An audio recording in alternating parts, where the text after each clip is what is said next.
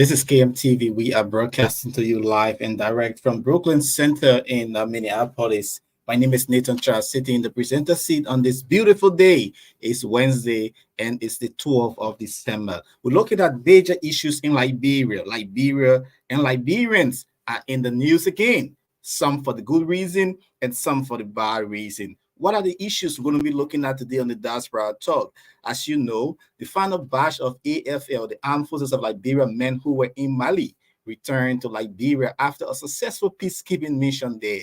We'll be looking at that development on the Diaspora Talk. And also, U.S. sanction indictees speak out. We'll be hearing from Serena Cephas, his letter to his boss or former boss, President George Weah, and suggestion. Also, Senate Pro Tem Abachi respond to the sanction, said it's baseless and misleading. We'll also be hearing from the police and looking at the arrest of several people who vandalized the property of Grand Jita County Senator Zoe Madre Pena in Grand Jita County, and the beating of a lady in the Pinsville Raleigh community in Monrovia. Police spokesman Moses Carter will provide us more details on that development, hopefully. And also, LACC, the Liberia Anti-Corruption, says the fight against corruption is a lip service because government is now pumping in money into the entity. And how can the government of Liberia fight corruption with a limited budget? We'll be hearing from one of the bosses there at the LACC in Liberia. And what different can a Joseph Boycott administration tackle corruption? What difference can they do to tackle corruption in Liberia?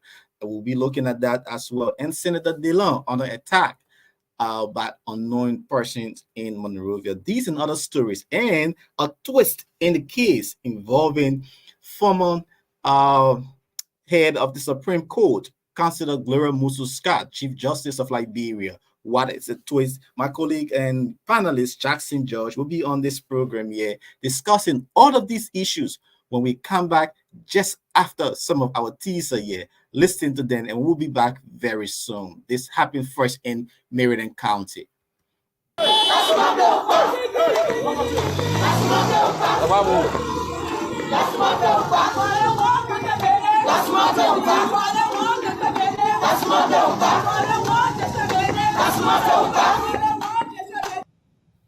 Administrative head of the Senate, never have I taken a dime from any source and offer it to any of my colleagues in any of the legislative chambers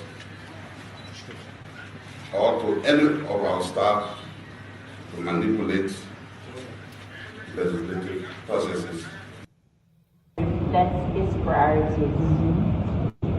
Sadly, the budget of Liberia over the years have not shown that the fight against corruption is a major priority of successive governments.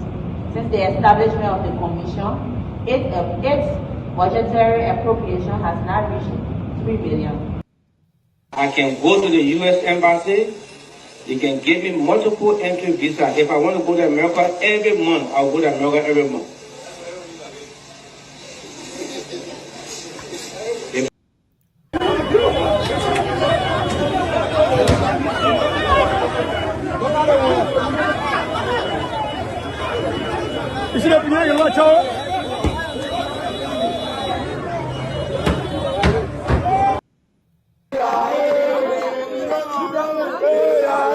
So what for?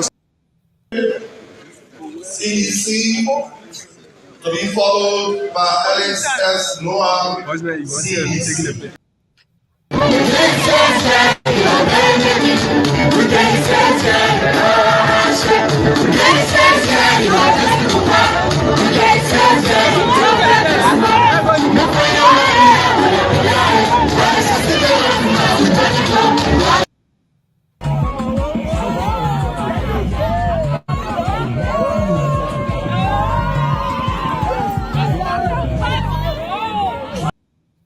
Tradition, but they see the interest of the people and go after the interest of the people. That's why I don't believe in political party. I believe in the liberal people. So if you think you get a representative, you got all of you that voted for me, you think say you want me to close my mouth to hell with all of you.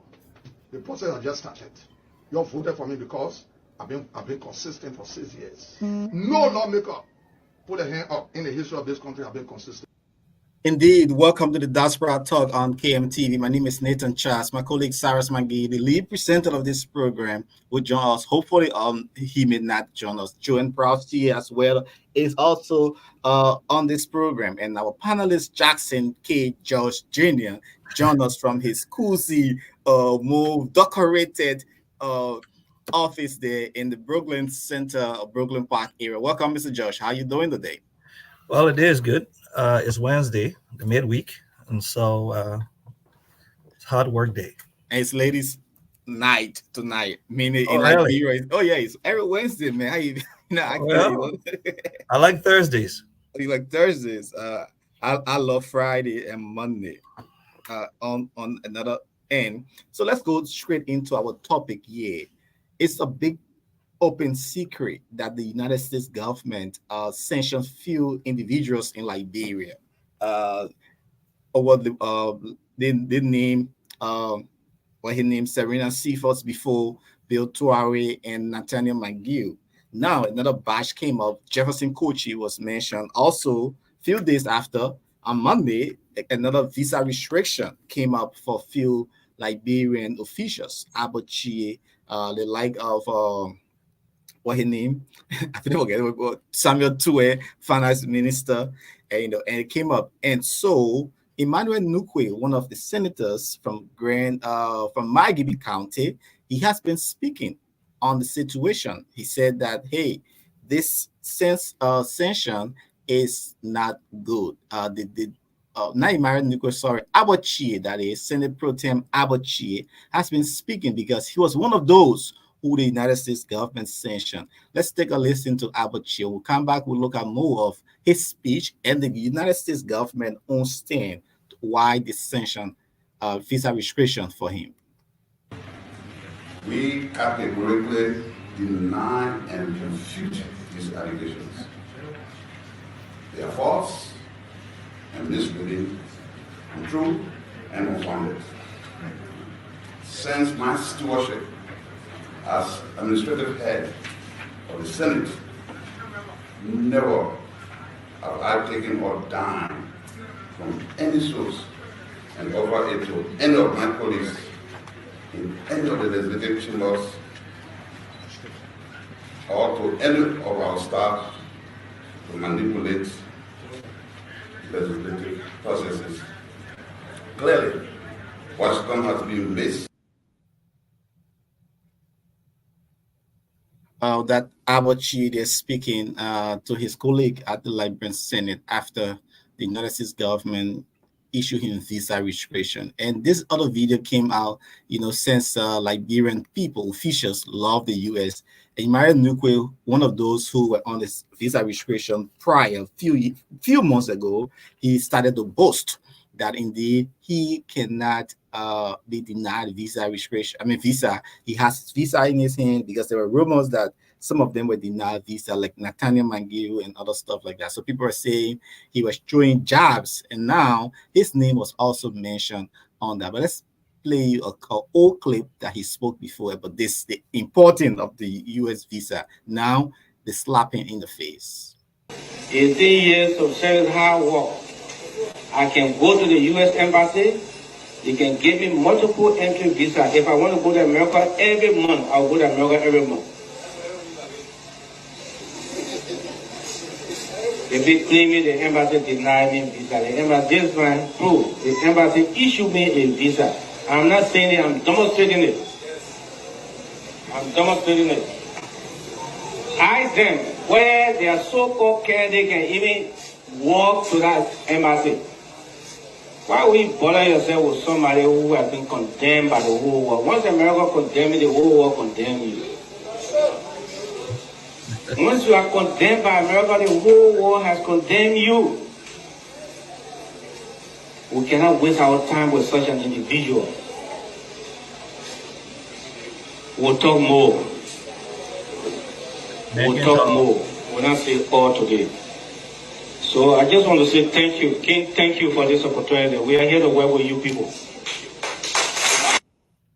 You listen to Mario Nukwe, senator there from Magibi County. He spoke months before this restriction came upon them. What do you make of the reaction from Abachi and we're going to Serena Siwa. Let's start with Abachi. What do you make of the reaction from Abachi saying that the information is false, misleading, on his gavel?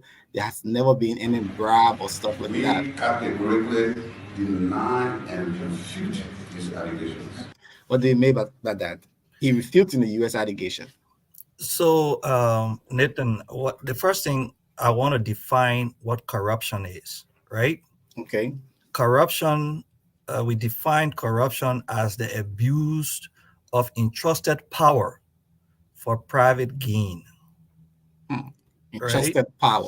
Yes, corruption erodes trust, weakens democracy, hampers economic development, further exacerbates inequality, poverty, social division, and environmental crisis.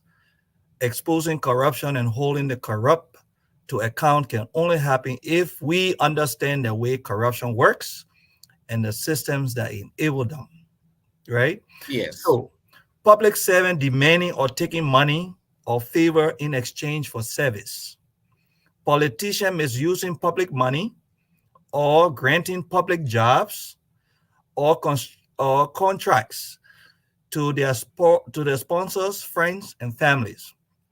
Corrupt corruptions bribing officials to get lucrative deals. Now, Mr. Chair is saying he's never in his life given one penny to any of his associates or anybody to do that. It is unfortunate that he would say that because corruption doesn't mean you're giving money.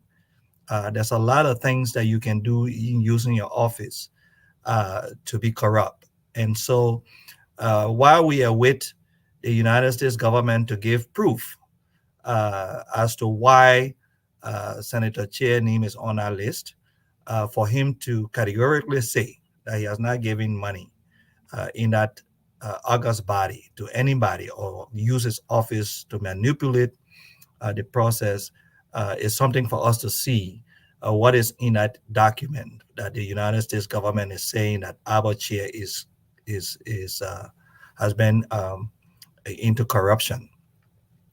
For Senator-elect Nukwe, it is unfortunate. Sometimes you got to be careful what you say. Uh, when he was displaying his visa, only to find out, I don't know if he had intelligence. Sometimes it is unfortunate, but he's now on the list. I hope he will go back to the Liberians and tell them that he's on the list. But one of the things he said that interested me the most is that when America condemns you, the whole world condemns you. I hope he understands what that means. If he meant it, or he was just saying something. He took his word back. So I will hope that he will resign. Since the whole world has condemned him, I will hope he will be man of integrity to resign and fight his battle in court.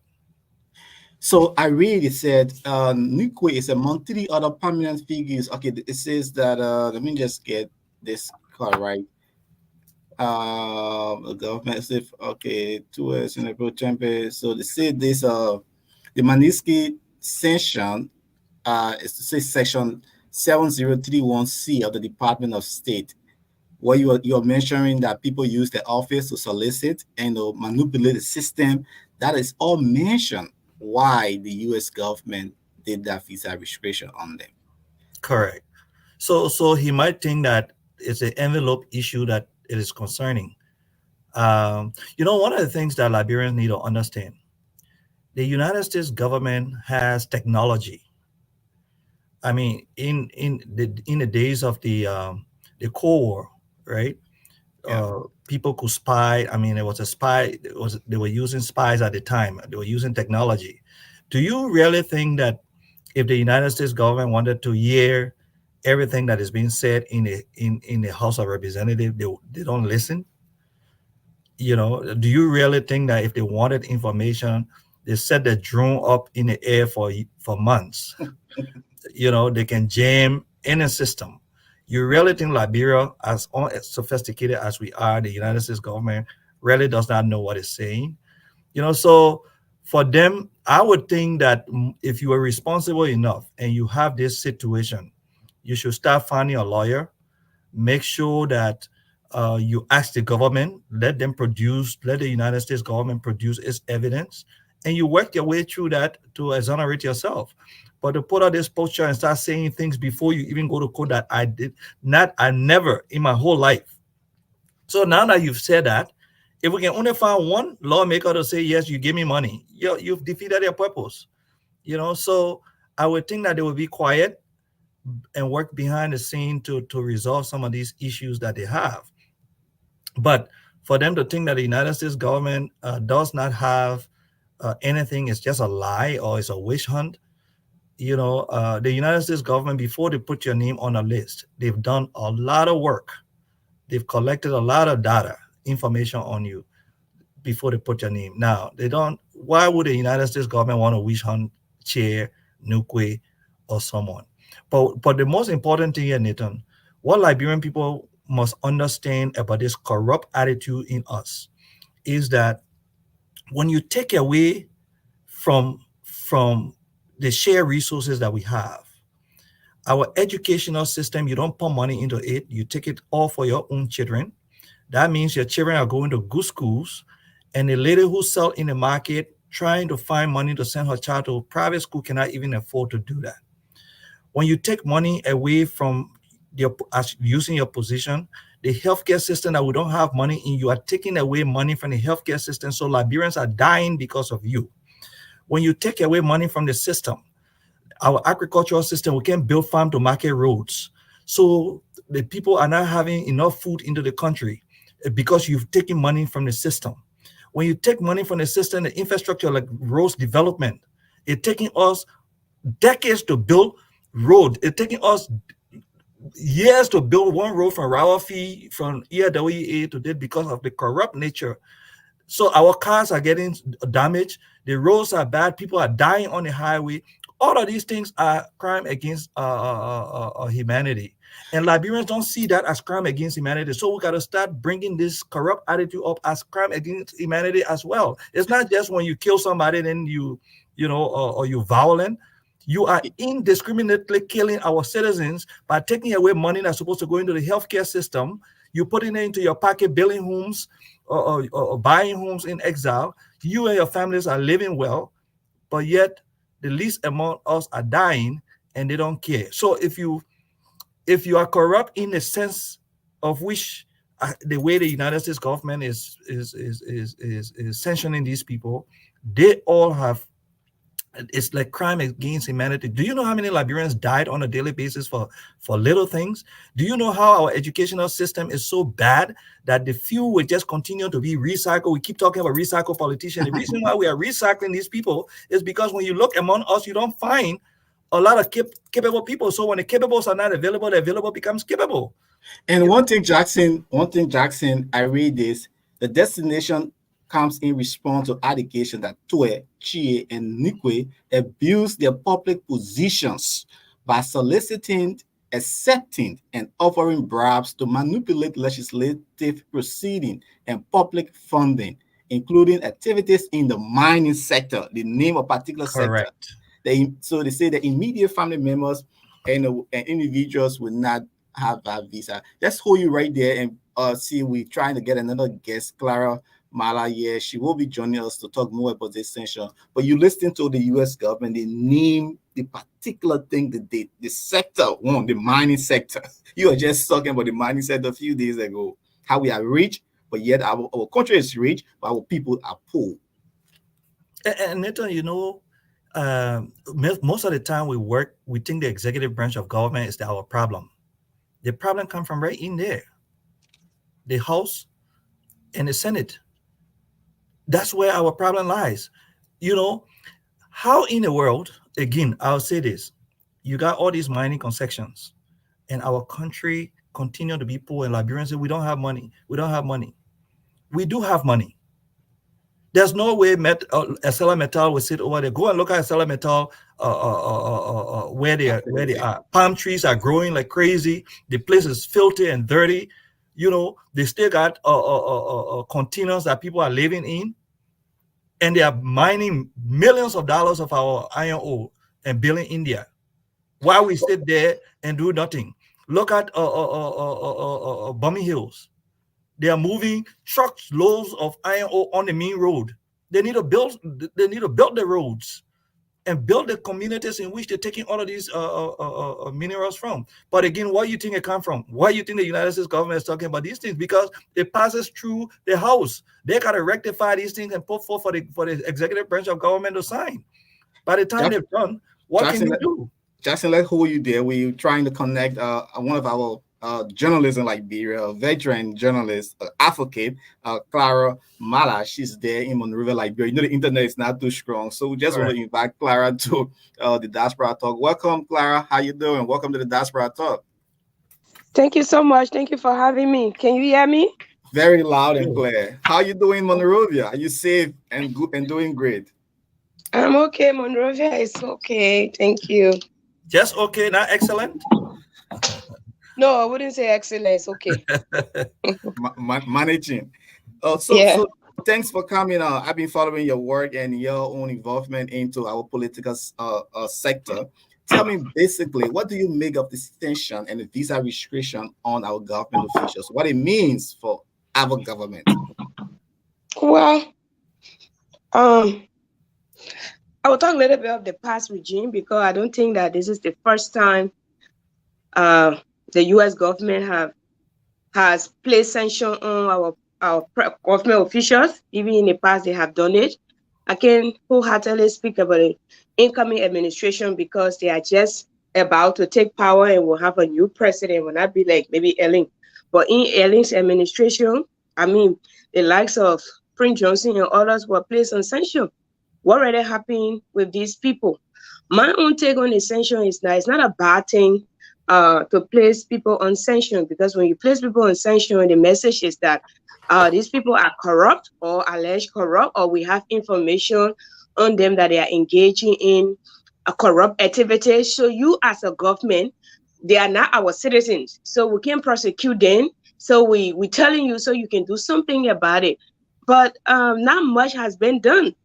If you really look at it, nearly all the people they have placed on sanction, they are particularly millionaires. They can afford, they are placed in high places. Some have been, even now, some have been re-elected as representatives, senators. I mean, like Prince Johnson, the other, they've been in power for almost senators of almost 27 years. So what is the essence of these sanctions? When those who are placed on it, they become even more valuable in the country than the people they are being alleged to put into poverty. What is the essence of it?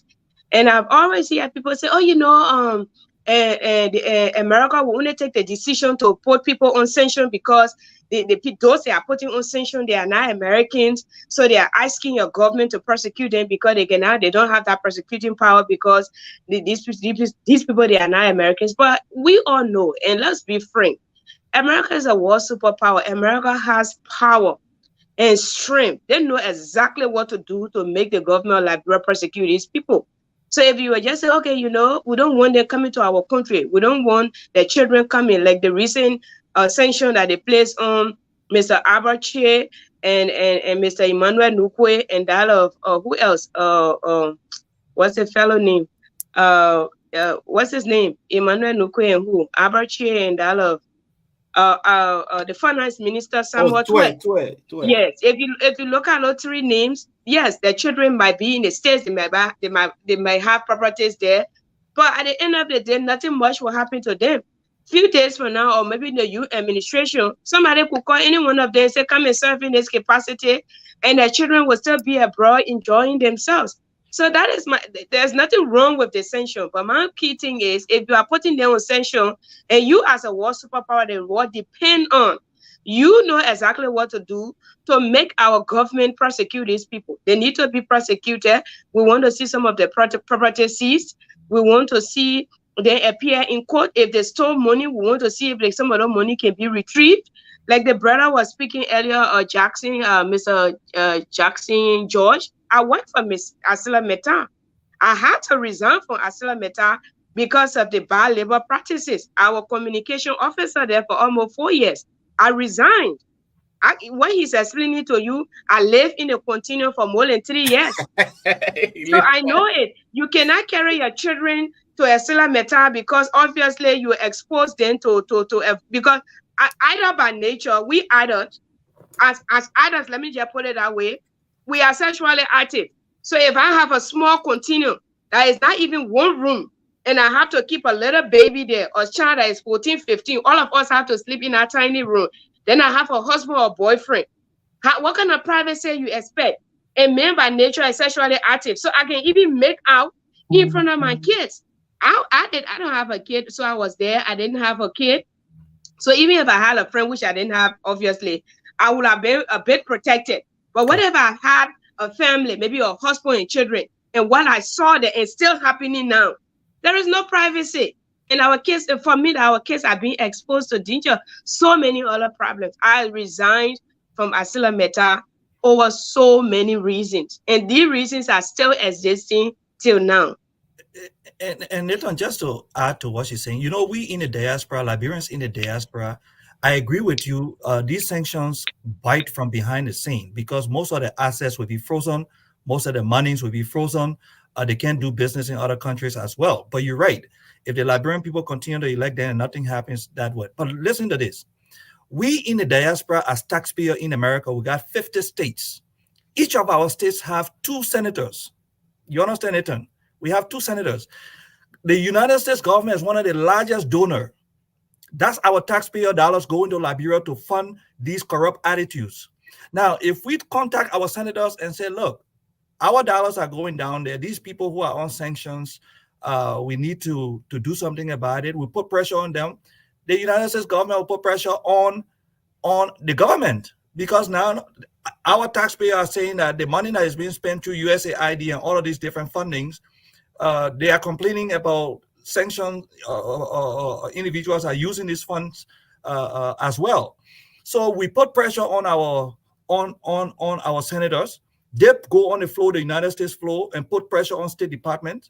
And sometimes there will be things, but we in the diaspora, we have work to do as well to be able to help our homeland. So there are so many different ideas, but times have changed. When Prince Johnson and how do you call the other senator got on sanction, we didn't have all of the internet presence and all of these things coming up like that. Times have changed. The George Weah administration came on. Now you can see we got so many talk shows. We got so many people bold now that can talk. Nobody just staying under the cover no more. We all want to be able to ensure that our country is developed. So we in the diaspora, we have a work to do. We are taxpayer here. That's our money going to Liberia to fund some of the major things that are happening in Liberia. And so if those people who are sanctioned taking pay from our taxpayer dollar or are using our taxpayer dollar to carry projects in the counties, then it becomes a problem. But we have to speak out because if we don't, again, the United States government is not going to do the work for us. So Clara, I'm concerned. You on the ground in Liberia. What has been the mood like among Liberians? What have you been hearing? Because for us, we didn't see from social media. What is it like the ordinary people are saying about those who were sanctioned of visa restriction? You see, as a Liberian, I've lived here for a while, and maybe at school in Nigeria and came back. Our people like to see action before they react. Mm-hmm. The ordinary Liberians, the whole thing about, our people are poor, they are hungry. It's true. I've been all over Liberia. I've been to the remote areas in this country. People go to bed hungry. That is very true. If JFK doesn't have medicine or drugs, you can know what's happening in the counties. So I'm a witness to that. But you see, poverty should not take away our dignity. If something is wrong, place it that way. Because our present or past government, present past governments have a way of empowering people that they consider quote unquote corrupt, whether placed on sanction lists or whatever they are form of rewarding them. Ordinary Liberians who cannot afford. These people manipulate them. That's why you see the likes of Mr. Nathaniel McGill, Mr. Betwawe, and all us, including the very Senator Prince Johnson today. They are in the house, and the list is endless. So I can speak to you to tell you, say, oh, we are hearing much from the public to say, oh, people are so excited. There are few oppositions, there are few people in opposition around here, maybe few ordinary people somehow excited about the news. But in general, our people from the grassroots level, most of them even feel like the essential is witch hunting. You know, Jefferson Coaching and others, they consider it as witch hunting because these people go to them and somehow get them handouts. And handouts is not a solution to Africa's problem, including the Liberia itself. Somebody got to teach you, you got a police system that is functional for people to be educated, can afford, and live a decent life like what's happening in some Western countries. But you can just come every time you give me a bag of rice, maybe you give me a few pepper. If my child is sick, maybe if you pay $1 or $2 for them to get a substandard drugs and you call that living, that is, you're not living, you are existing. So our people here got to see that the government and international partners actually serious to prosecute and maybe bring people to book. That's the time you will see them standing up to say, okay, this is really true. But until then, most of them see it as a witch hunt because they know, they are aware at the end of the day, there will be no mechanism put in place to prosecute anyone. The likes of Emmanuel Nukwe and the others, very soon you could see them in another position, or even in the by-elections that are coming up, because some of the position, I think the VP elect, he will a position needs to be occupied. Unfortunately, the representative from Grand Cheetah County, we heard that he has passed. Yeah, so these people, yes, we heard that. So the kind of by-election, you'll see some of them, they will pop up and say, okay, we want to run. Because people who have engaged in corrupt activities, they're all across this country, and they are the ones in power. I mean, why is that happening in Liberia? Why is that? People and this is the problem. You see competent people, whether you are in a diaspora or you are in Liberia, you are trying to go to school, you take your time, you are never given the opportunity to serve. I don't know, it is an issue of fear, or it is an issue for the fact that when they walk into an end in this country, people never face justice, the impunity that is trending around here. Because I think for me, it's not just about people being naive or insensitive. I think because impunity has appeared like impunity have taken over this country. So that's why you see some of these things are happening. And it shouldn't be happening. Competent and civilized people in and out of Liberia, once you are a Liberian, you should be given chance. We cannot have people who brought tears to our eyes for 15 years as a victim of the war sitting before you here. Then they'll come and tell me that some people interested in all should be in high position making decisions on behalf of Liberia, as if we don't have sophisticated graduates in and out. Do you know how many competent Liberians living abroad and here? And these people have been denied state power to be placed in high places, all because somebody somewhere took gun and hurt us, and we think that if we don't maintain, then there will be war. Because that is a notion I perceive around here, and it's unfortunate. Okay. And one of the other things, Nathan, is that, again, I still say that the reason why these lawmakers and governments not pumping money into our educational system is because they want to keep the population ignorant, so that the few people who are in power can continue to be in power.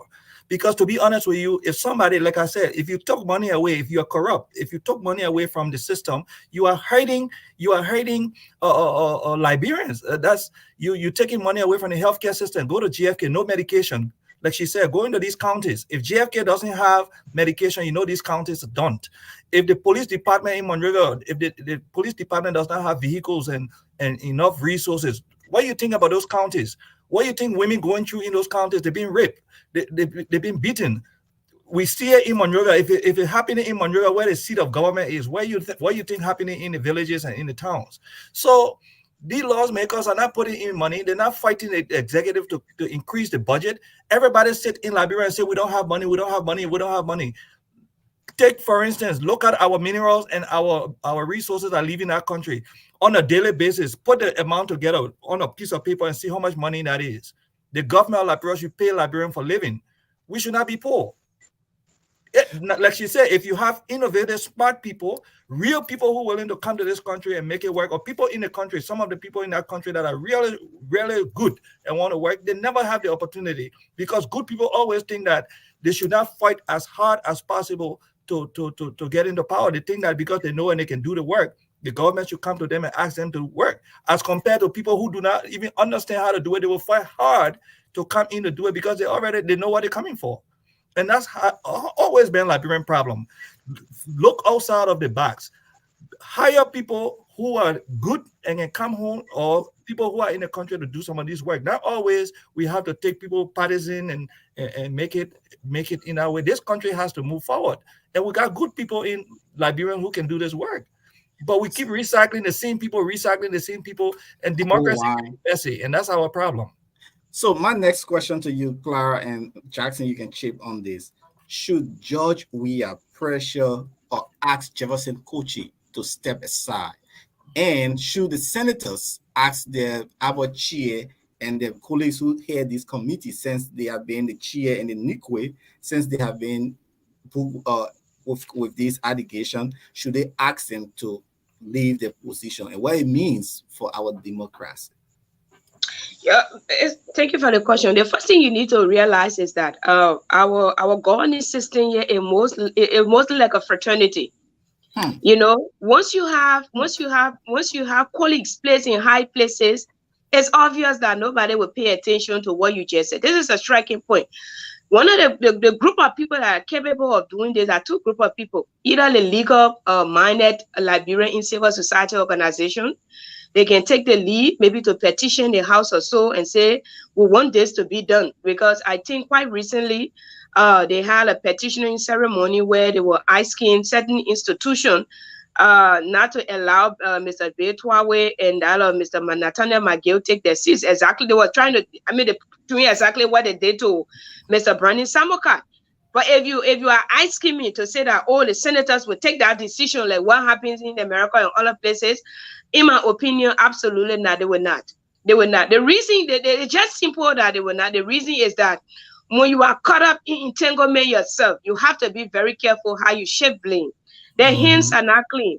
The budget is the budget has been corrupted from time immemorial. They know exactly what to do there. We have had information and news where it's been predicted that even dead people who are working for representatives and senators, some of their names are still on gold list and taking pay. So if the likes of Mr. Nukwe and others will be placed on sanction, do you think others are caught up in the similar attitude behind the scene, allegedly? We want to say, okay, let's stand for our country. This is not the issue of the country. It becomes the issue of the country when they are running, when they are campaigning. They act like they are so simple. They eat with us. They sit with us. We will sleep on the floor. They will also sleep with us on the floor. But once they have been certificated and then usher or sworn in, they become much. In fact, they are out of this world. And this has been happening time immemorial. So if you think that they will sit there and say, okay, let us take the right step, let us do exactly what we should do as an institution, as a body, you know, as we refer to them as the August body, no, that will not happen. And the same thing extends to Mr. Weah. In my opinion, personally, I don't have issues with George. For me, I've always respected him as an entertainer. You know, I have not been well and I was at the hospital yesterday. Let's assume I enter in the hospital and I needed to see a medical doctor and I ended up and right before me is maybe a football player or a child or somebody into an entertainment and telling me, say, oh, I'm a doctor. I mean, if I say I'm not going to get the treatment I got, you have to put people in position that they are fit in. I'm sorry. In my opinion, Mr. Weah did his best as an entertainer. I didn't believe that he should have been president. Absolutely. This is a serious country where a Harvard graduate like that of Madam Ellis Johnson-Sirleaf was leaving power. We needed another competent person to have taken power. Liberia is too backward.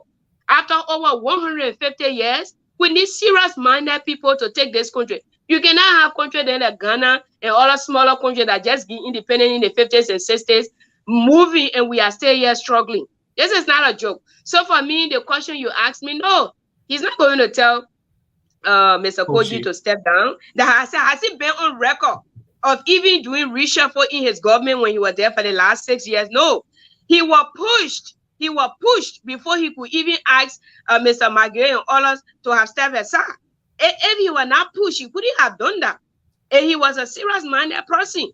By now, the likes of Koji and others will not be there. But he will not do that, especially looking at the time that just next month he will be turning over power.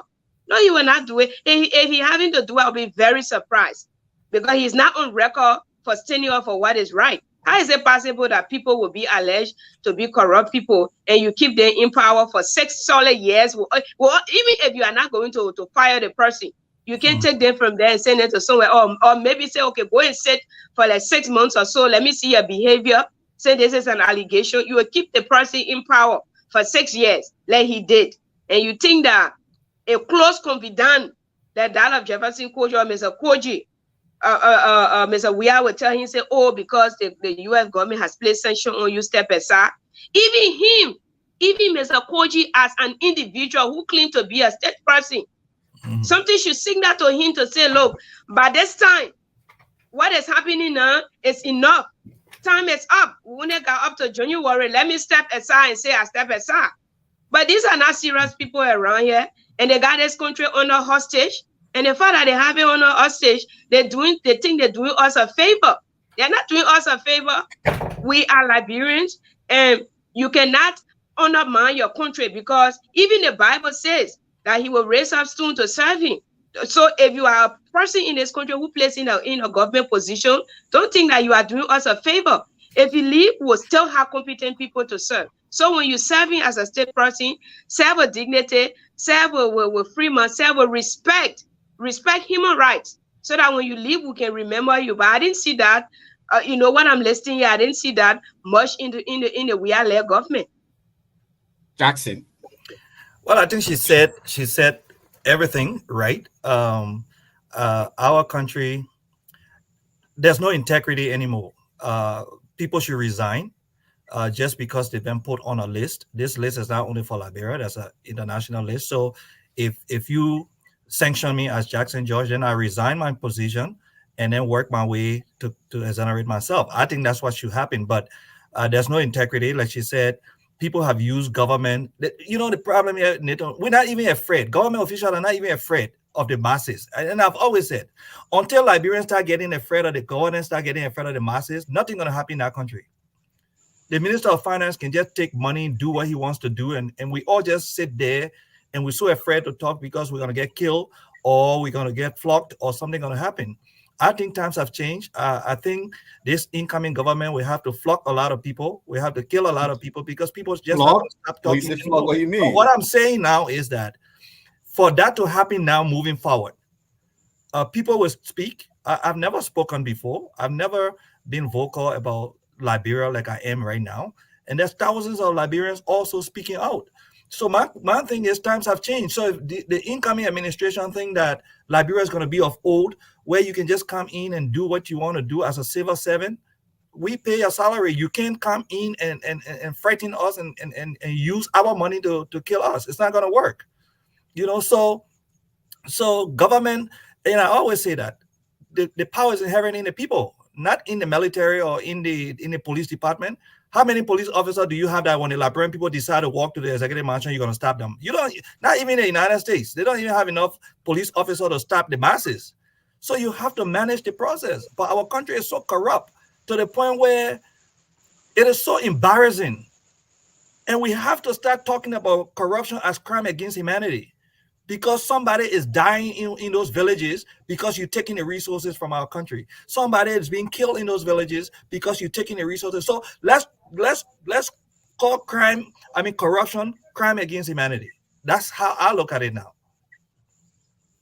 Indeed, that's called corruption, crime against humanity. So thanks so much for that topic. Let's move over to our next discussion point here from on the Diaspora Talk. As you know, you've been following the situation, Clara, you've been following the situation with Gloria Musu-Scott. Today, we witnessed another twist in the case from the pathology in Nigeria, What have you been gathering so far? Because you've been reading in all of these situations since the death of Charlotte Musu and the incarceration of Gloria Musu Scott. Why? It is an unfortunate situation. It's sad.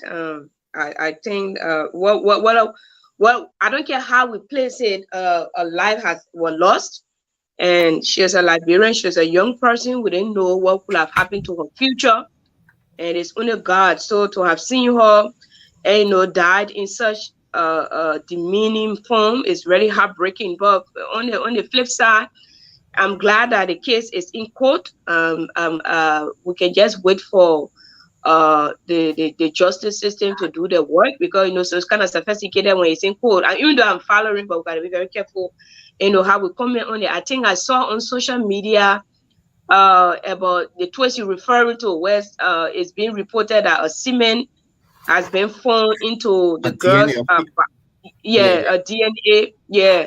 And the thing is, they say the intruder left the DNA there. So we want to know who is this intruder. Can they go follow to investigate, so that we'll know who is this intruder? Is the intruder the guy who was alleged to have entered the house, or somebody else?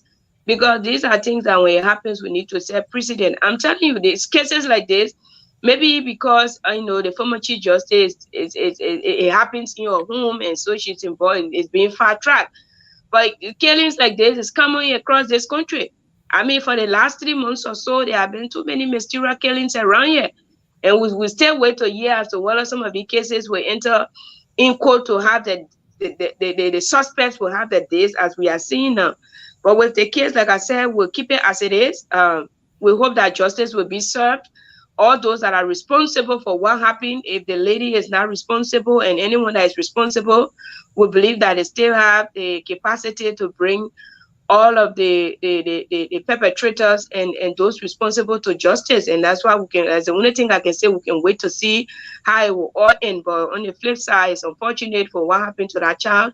I believe that she should have been alive. In fact, I think a few days ago, the Smart Institute had a graduation stars, and my understanding is that there she should have graduated along with the graduates, and she didn't graduate, and it was so heartbreaking for me. So just keep it away, and let's wait for what happens with the justice system. Yeah, let me just read one paragraph. I'll come to you, Jackson, in this story on Front Page Africa. It says, during Tuesday hearing, Dr. Okoye, an international forensic pathologist based in the United States of America, testified that a female fingernails profile appeared on the left hand of the late Charlotte Musu. He noted that he could not identify the man in question. And it went to say that Dr. Okoye further stated that the blood pattern from the window of the guest room did not show any major DNA profile. However, the blood pattern from Gloria Musu Scott's bedroom on the bed she displayed the DNA profile of Charlotte Musu. So these are some of the stuff we're reading from the pathology, and it says that revealed that they have yeah, there are a lot of things in this story. So, Jackson George, what do you make of this contradiction? One pathology from the government, another one from the family is bringing another different twist in the story.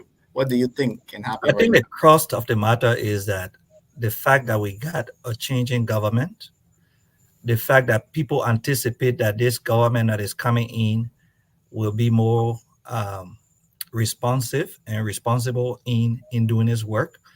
I think you can see that the police department is beginning to work, that the justice system, I'm hoping that the Supreme Court and all of the judiciary branch of government will change its mentality towards Liberians and have fair and equal justice for all. But look at what Clara said. It is unfortunate, very unfortunate. I mean, because it was former Chief Justice Gloria Musu Scott, maybe that's why we're hearing all of these things. What happened to the thousands and thousands of Liberians who are dying and have no recourse? So we need a system that work for all. I'm hoping that more information will come up so that we get to the bottom of this. But I think the fact that government is changing, I think you saw Mayor Koji going into the court today to testify. And so things are changing. I'm hoping that justice will prevail and those who will be exonerated will be exonerated. But It's a good thing. Why the first DNA that was conducted, the pathology never revealed that information. I never saw that DNA that the second pathology will be able to see. So our justice system is totally a mess. I think that we need to do a lot of work. My understanding is that the president can appoint some of those sacred court and all of those lower courts judges. We need to put competent people in there. The problem that we have in again is that poverty is a disease, and if the system doesn't work from the head down, it become a total mess. And so our justice system has always been the people with the most money will always prevail. And so when we have real government in where people are held accountable, the social, the all of these social society begin to put pressure on them with all fear that they, in the night they will be killed or something of that nature will happen. I think our country will work, but we should not be afraid of people coming to harm us anymore. Somebody has to die for some other people for this country to move forward. And if that is the case for many people, then let it be. But we cannot be afraid to speak. We cannot be afraid to fight for justice in our country because the least among us are continuing to suffer. Poverty is becoming abject poverty, and few people are benefiting from this country that we all should be sharing the resources. And it's painful, Nathan. It's painful that our resources are not used for the right reason so that justice could be served. Look at the budget again. How much money is going to the justice system? Are we serious about this country, or we just living because I mean, I don't even know what it's hard to even think we want these things to happen, but the people who are making the laws and the people who are supposed to be innovative enough to bring the money into the country, they're not doing enough because they know they don't want to do enough. I'm telling you the truth. These people don't want to do enough. They don't want to put money into the healthcare system. They don't want to put money into the educational system. They don't want to put money into the justice system, because if we have a good justice system, all the nonsense that happening in Liberia would not happen.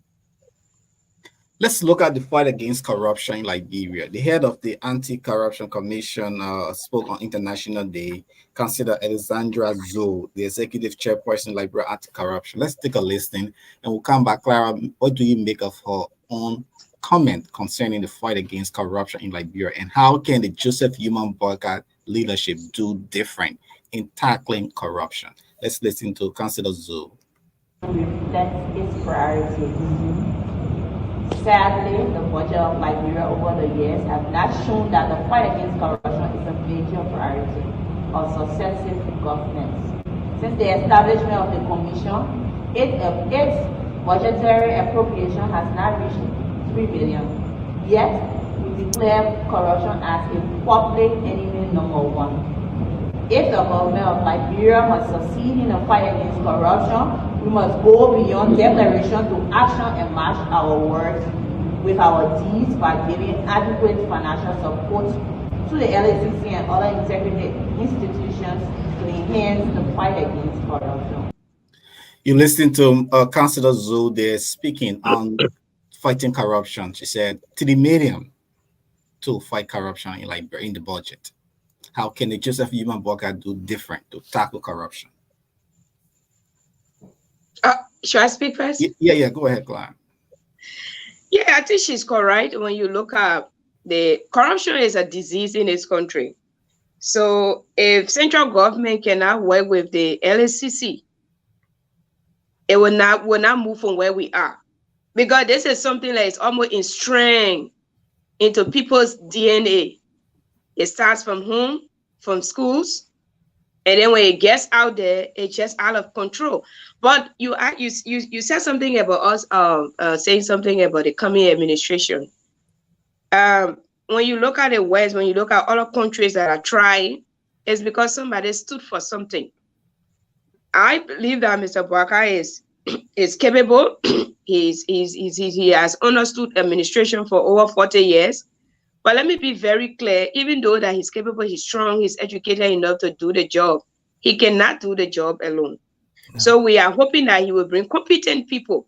But you see, the track record in this country that bringing competent people to work, and if you don't checkmate them, it will end up with the same story. Because Ellen did have competent people. As educated as Madam Sally is, she had competent people. But we all on the show, we know how corruption was handled. So for me, I will not just want him to put competent people. I will also want for Mr. Boakai to empower the LSCC, the auditing, the GSC, other anti-corruption agencies and institutions, so that we can always fast track our institution. You know, if you have, take for example, the Ministry of Finance, the MPA, the National Port Authority, RIA, of commerce, institutions that are transport, institutions under government or ministries and agencies that are producing physical cash or revenue, the LRA for the government.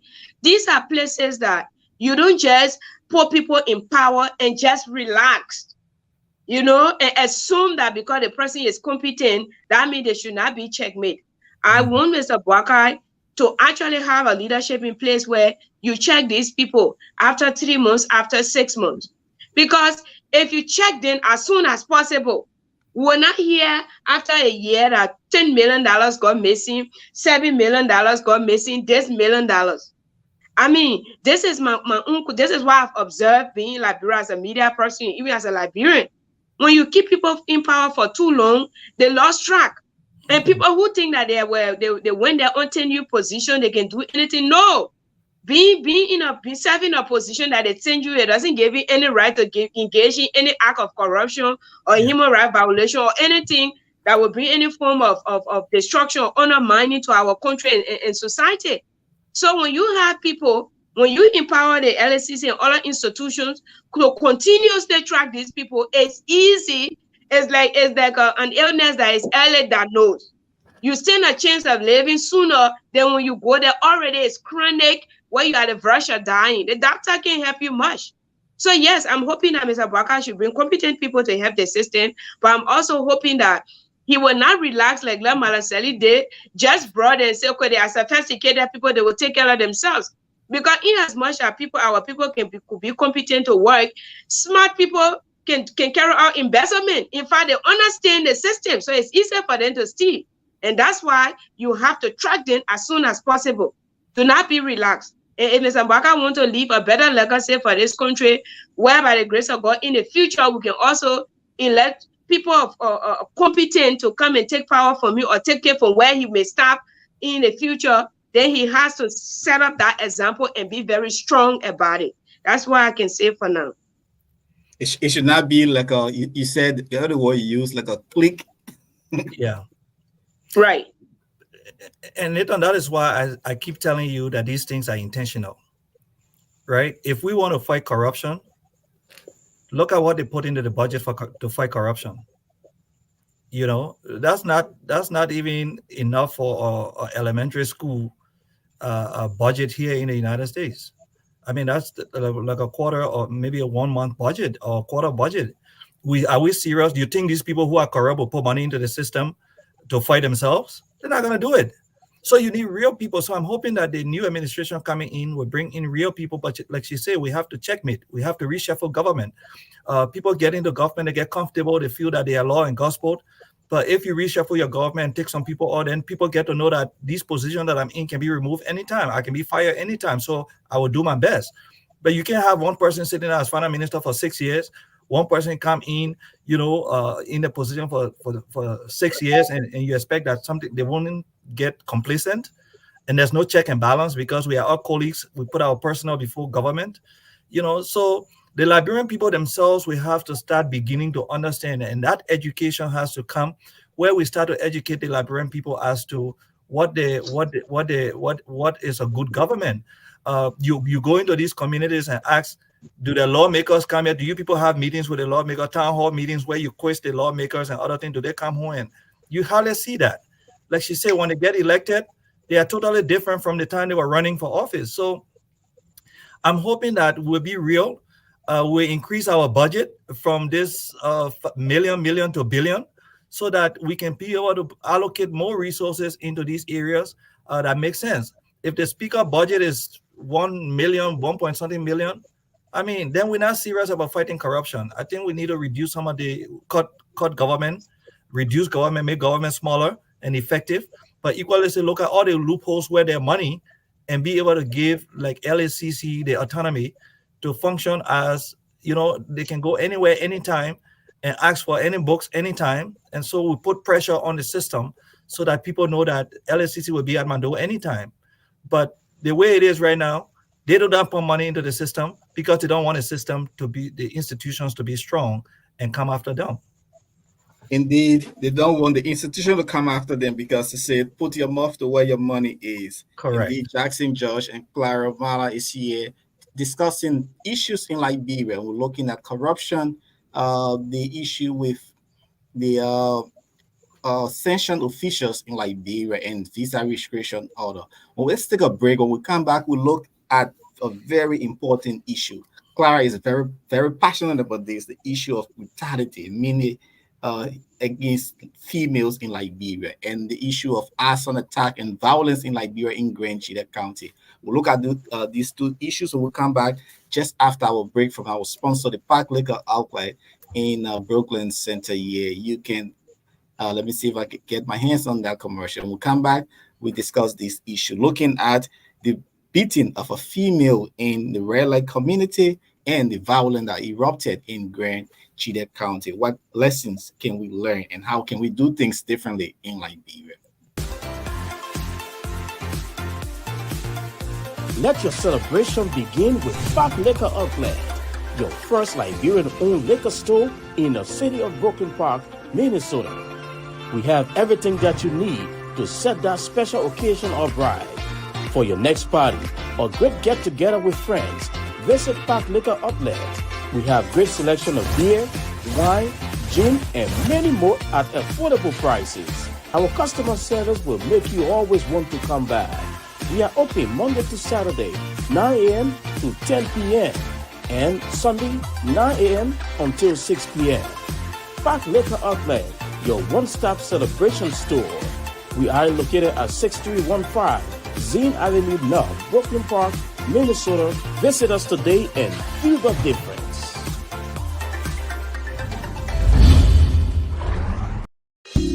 Hi, my name is Dr. Kent. Welcome to Brooklyn Chiropractic. Come to Brooklyn Chiropractic if you're having any back or neck pain. Especially, we specialize in treating people in auto and work-related injuries. So we've been established here in Brooklyn Center for the last 14 years. And one of the pleasures that I have is helping out in the community. We've sponsored a lot of events throughout the years in the community, and we really appreciate being a part of the community. So if you're experiencing any pain, give us a try if you want a drug-free way to get better. Thank you.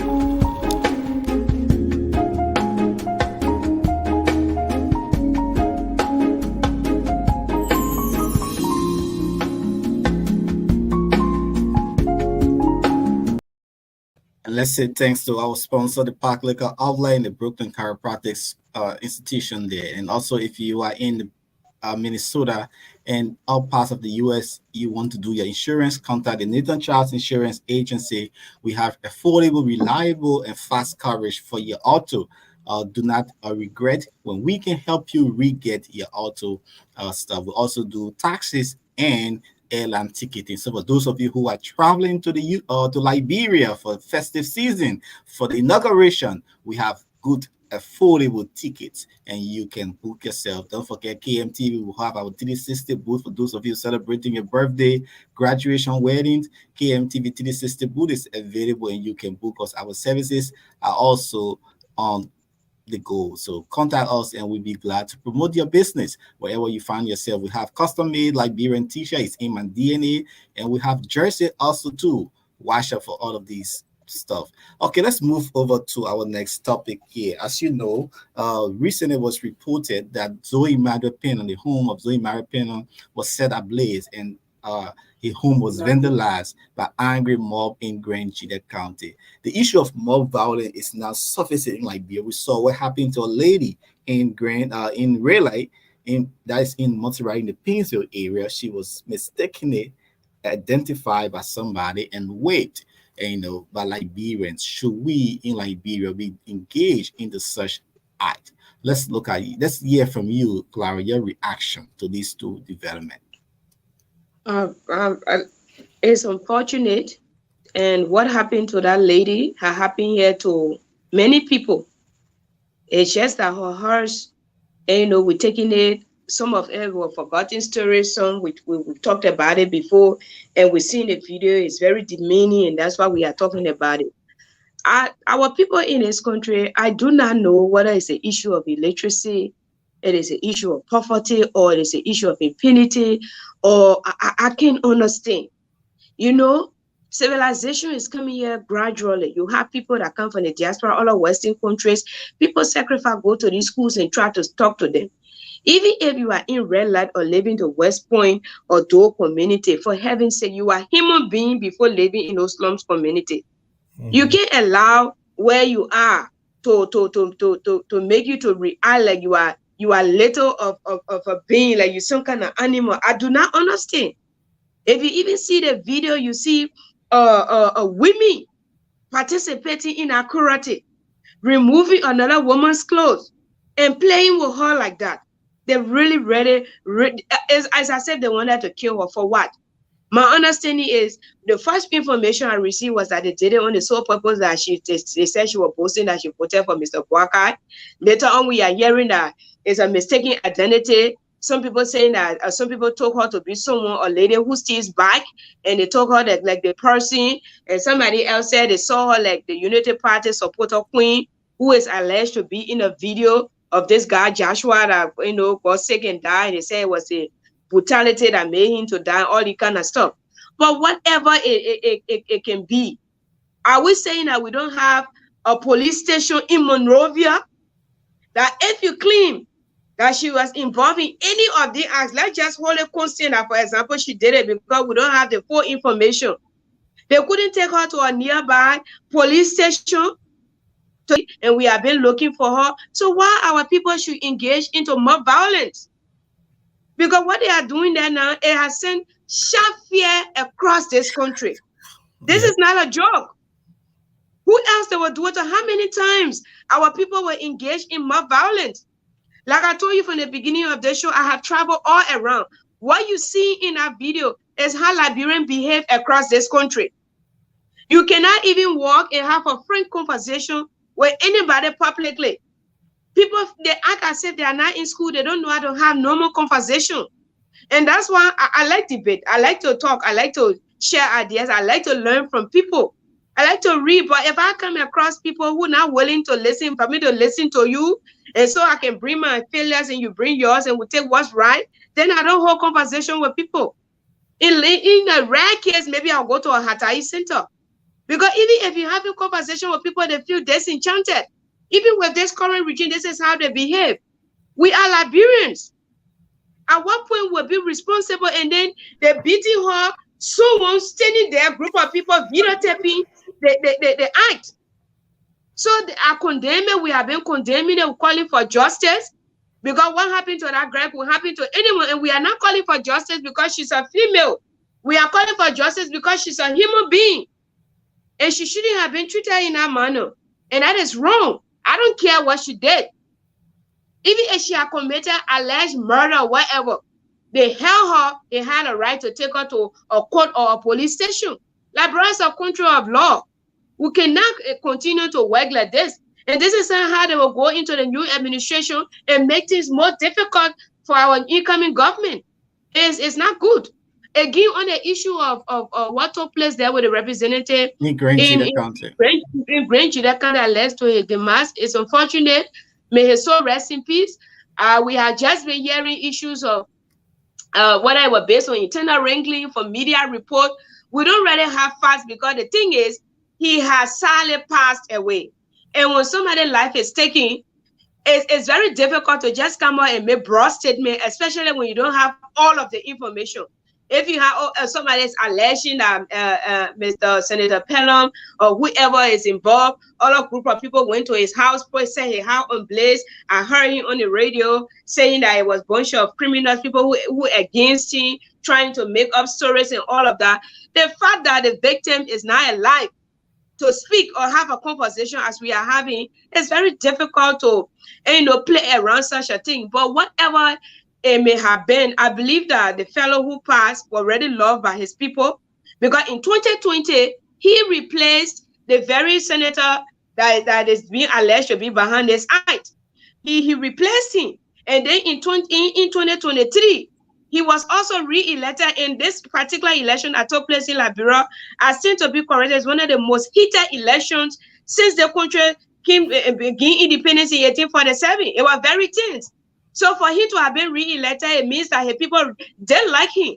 So we didn't hear anything about his sickness. I seem to be corrected. I'm friends with his communication person, Justice. Justice is my very good friend. He's a journalist as well. I never heard anybody saying that he was sick. I mean, the election just ended October 10th. So how we can hear a full-grown, healthy man will just pass like they, putting pin into the hands of his supporters and family and the state as large. Another money is about to be spent because NEC will be forced to do a rerun or buy election there. So whatever may have happened, it's not right. Residents It's not right. burned down the homes of Zuni. Yeah, they burned down his home, which I also condemn. I also condemn that. I'm not going to sit here and support violence. It was being there is an allegation, and these allegations have to be proven in court. So people who were disenchanted over his passing should have put together the pieces of evidence, take it to court, and say, look, we have this to prove that XYZ is somehow responsible for what happened. But again, going to his house is just like what they did to the lady. What if they have met some group of children or family members in our house and set our house ablaze? The same thing took place again in Maryland County when Mr. Buffer Chimahun was set ablaze because somebody took, I think, $50 US or 10,000 Liberian dollars to kill another person who someone wanted human parts. And people allege the representative or speaker then knew something about it. This huge allegation led to his house being burned. They said his house ablaze. The mob violence should not be in our country. If you claim you have facts, if you claim you have information, then go to court. We want a rule of law to take place in Liberia. We don't want people taking laws into their own hands. If somebody does something to me, I'll go to court, I'll call police. But it's not good for me to go to the person house. Like do you have adequate police officers? Do you have them in the counties? No, absolutely not. I can tell you for free because I've been to Maryland County. Like I told you, I've been all over Liberia. I've been to remote areas. They do not have anything there. Even the police detachment that they have in the various county capitals, they are not in logistic wise, they are down. If they have few bags there, most of the bags are not functional. If they have one vehicle, the one vehicle cannot cover the county, and most likely the county commander is the one that is in charge of that vehicle. So sometimes you have the bags are down. They don't have how you call it, gas or whatever, or mechanics to come and service the motorbikes. So some of these towns and villages, they are remote area. There is no network, so to even drive there, it takes time. So if somebody was killed, raped, or whatever, it takes forever. And when people engage into mob violence, you cannot have one or two police officers going there practically with all arms, and they have to go there in force. Because police people too, they are humans, they have lives, they have children. So you can put them in harm's way, all because they want to protect the state. So I would say, yeah, they need logistics. But count across this country, the only place that the police is a little bit sophisticated is Royal Central Capital Bypass. When you reach Kakata, you go there is nothing to see. No, be frank about that. So we want the police to function, but we have to empower them. So Nathan, I think Clara explained it. So I'm not going to go after what she says. But listen to this. The reason why we have a population that is not equipped to understand the justice system and other things, one, do they even trust the justice system that if I took somebody to the justice system, justice will prevail? Number two, the people who are supposed to govern, to put the system in place, if they're taken away from the system, like she said, there's no police. You don't even have 15 police detachment in these counties. Let me hold you right there. Let me hold you right there. This is the police. This is my Gibi County Police car. I Yeah, just saw that. because somebody See how it decided they looking. would still embezzle $1 million for they and their families. Somebody decided they would take the money that is supposed to go to these things for they and their family, build massive homes, put money into foreign banks. And so we as Liberians now have to start looking at these things as crime against humanity. I keep saying corruption is crime against humanity because the thing that happened to that lady, I can guarantee you if there were 5 police officers around the area, they could not deal with the mob. We don't have a rapid response force. Now, who is responsible for this? The people in governance. We can't always say we don't have money when they are enriching themselves. So we do have money. We do have resources. They must go back and rectify these concession agreements and put more money into the system for our people. They must stop being corrupt and give the money to the people so that we can have the logistical means to get to the point where we need to get. Let the police do the work. But again, when the system breaks down, when people don't feel that the justice system works for all, these things are happening. I don't like the fact that we talk about misidentity. These things should not even be happening. Because if the population or the population felt that the system worked, they will go through the right process. But they don't.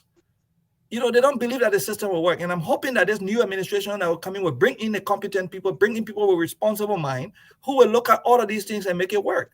They got to pump money into youth development. They got to pump money into, we call people the less amount of call them Zogos. We don't need to stop calling our citizens Zogos and find means to get them off the street and create more jobs. If all of those young people have jobs and other stuff, these things will not be happening in our country. They'll be too busy doing other stuff. But they don't believe in the system works for all of us. So they are using mob justice, which is always not wrong. Mob justice is always wrong because we should use the justice system to do that. But if the justice system only works for the rich, then it's a problem. Sometimes this thing happened in November. If Spoon TV had not carried it out, we would never have seen it. How many other women are being raped every day in that country? How many little girls are being raped every day in that country? The families don't have money. So their own cases are just there. No lawyers and judges are playing them. We have to stop. At some point, we have to care for the Liberian people. And I don't know if we are enough to care for the Liberian people because we want to care for ourselves. Indeed, we need to care for the people of Liberia. We need to ensure that leaders do serve the people. Let's hear what police said. According to Liberia National Police Moses Carter, the motorbike rider claimed that her name is Dede Simmons, was one princess who allegedly conspired with some robbers to steal the motorbikes. Carter indicated that on November 13, 2023, as he said, Jackson, it was November 13, 2023, the day before the runoff elections, Simmons was misidentified by the motorbike riders and was beaten and stripped naked in the red light area. He stated that the act is in violation of Chapter 14, Section 14.20, chapter. That's a long thing of Liberia. So he said that Carter further mentioned that those arrested at the red light incident include Emmanuel Cooper, Omer Gale, Achi Zapi, and others yet to be identified. So he said people should turn in. So at least they are making effort in arresting some of those involved into that incident. Also, too, in for the homes of Zoe Marapena, according to police spokesman, the situation that happened in Grand Gila County, 7 persons have been arrested. They include Peter Flomo, 27 years old, Solomon Burr, 23 years old, Steve Sa, 35 years old, Christian Mayichi, 26 years old, Leo Watts, 28 years old, Promise Johnson, 27 years old, and others yet to be identified. And also, the police is calling on the United Party officials to help locate Peaches Quinn Johnson, who they identify in the video footage during the death of Joshua, to turn themselves over to answer to the death of a Liberian citizen who was killed on August 11, 2023 during the Just Ended campaign. So Liberians are also taking this thing into their own hands. They are inflicting wounds on each other. I know this is a test for the Joseph Boga administration. Yeah, I'm hoping that we can have a catalog of these crimes that people can go to. There's a website, the Social Society that is in Monrovia, cataloging these things, following these things so that we know as a nation what are the cases that are what is happening. That's why these civil society groups are supposed to be doing, so to bring these things to light. But again, I'm more worried about the less fortunate. I'm happy that this case brought out the worst in us, but the best in us as well, so that the prosecution can be made, that justice will come, and now we can start the educational process in our schools to start telling the young people it is wrong to have mob justice. It is wrong for us to do these things. We need civil society to go out there. Government must pump money into these organizations so that they go out there and educate our population. Look, government has to spend money. This thing that one man take all the money and put in his pocket, one group of people, is wrong. The government must give money to this social society organization to go out there and educate our people on this violent issue. We got a gender ministry. That gender ministry job also is to go out there and make things happen. So that's taxpayer dollar. But again, we are so corrupt that few people are taking the resources out of our country. So the majority of the people suffer. So I want the Liberian people to understand that if somebody took money from us, we should not celebrate those people. We should be telling those people that you are harming our country. We don't have a good police department. Our military is not equipped. We don't have strong institutions that function on their own. Every government official is heading every major institution down there. The police department go and arrest. They say, oh, leave this person. Oh, you can't arrest this person. Let the police department work independently. Let them function independently. Give them the resources to do. And let them be able to arrest and prosecute. And then the justice system will work. But in our system, my brother, it is difficult. I always say it's compound complex. So we need real leadership to come into this country and make it work for all of us. Indeed, we need leadership. So let's. I know Clara is very busy. We just stole her time at the last minute. But you can wrap up, Clara. This is my last question to you, and you can wrap up and leave us. Me and Jackson Josh will end this time. I want to know from you, what different can the Joseph Human Boycott leadership do to Liberia and Liberians? From your own explanation, what can he do to change the situation you have been seeing all across Liberia? What can he do differently? And my last question to you is personal. When someone you love so much just fall flat below your expectation, how do you recover? I know you're still in that shock mode. Have you recovered so far? Okay. So before I answer the two questions, let me just ask more to what Mr. Jackson said on the issue of civil society being empowered. I've also had time to work with civil society organizations, and most of our people in a civil society organization, most of them need to be serious, and most of them need to start being biased. Some of them, because of the small cash they're looking for opportunities, they have lost their way. Some of them, even from the religious circle, we're not here to, because I can call their names, I'm not a friend anyway, but for the sake of this conversation, we'll try to keep it private, just be holistic. We need competent, serious civil society organizations that government can work with to foster some of these cases and work around things and put on policies in place. We don't just want people who bear the name, and when you give them the opportunity, they squander the money. Some of them are corrupt. Don't mind it. Some of them, they're not even serious around here. And they only wait for problems to exist so that they can manipulate the system to get what they want. So it's true, we should have them, but we should look for the serious-minded ones to empower, not all of them. On the issue of Mr. Boakai, I believe in Mr. Boakai as an individual. I think if you look at the man's lifestyle, I know sometimes power can tempt people, power can change people, but he has served. I mean, he was vice president, he a minister, etc., etc. It just happens to be by the grace of God now he's president of Liberia. I think for looking at international institutions, functional international institutions, the system we have in this country to change Liberia, you have to have a functional system. The system is the problem. We have laws, but the laws cannot function because the system. Once Mr. Baka can work to have this system functioning, or a functional system, we will have some achievement across this country. If a superintendent is allowed to do something, let he or she do that thing within the core fund of his or her rules and regulation. Let them work according to what they are called to work with. They should not work because, I just want to do it because I serve the person I ran campaign. It shouldn't be on the basis of that. Because most of the things we see around here, people breaking the laws, people breaking this not in place. That's because of the system. Mm-hmm. If we don't undermine our system, and you are in America, all of people there, you know how American system works. We said here, we see it on television. You don't try the American system. I used to work for a USAID project, and one time we came from the field, I had $1.50 to return. And I did not, I kept the money, I didn't return the money. And at the end of the month, when they were giving my salary, the man told me, say, you have to go to Echo Bank and return that amount because the system said you didn't return it. That's what the system is telling us. I'm telling you, I took that $1.50. At that time, we had one Echo Bank on 8th Street. I went there and deposited the money and brought the bank slip. When the system functions, it serves everyone. And right. I still agree, we are not a poor country.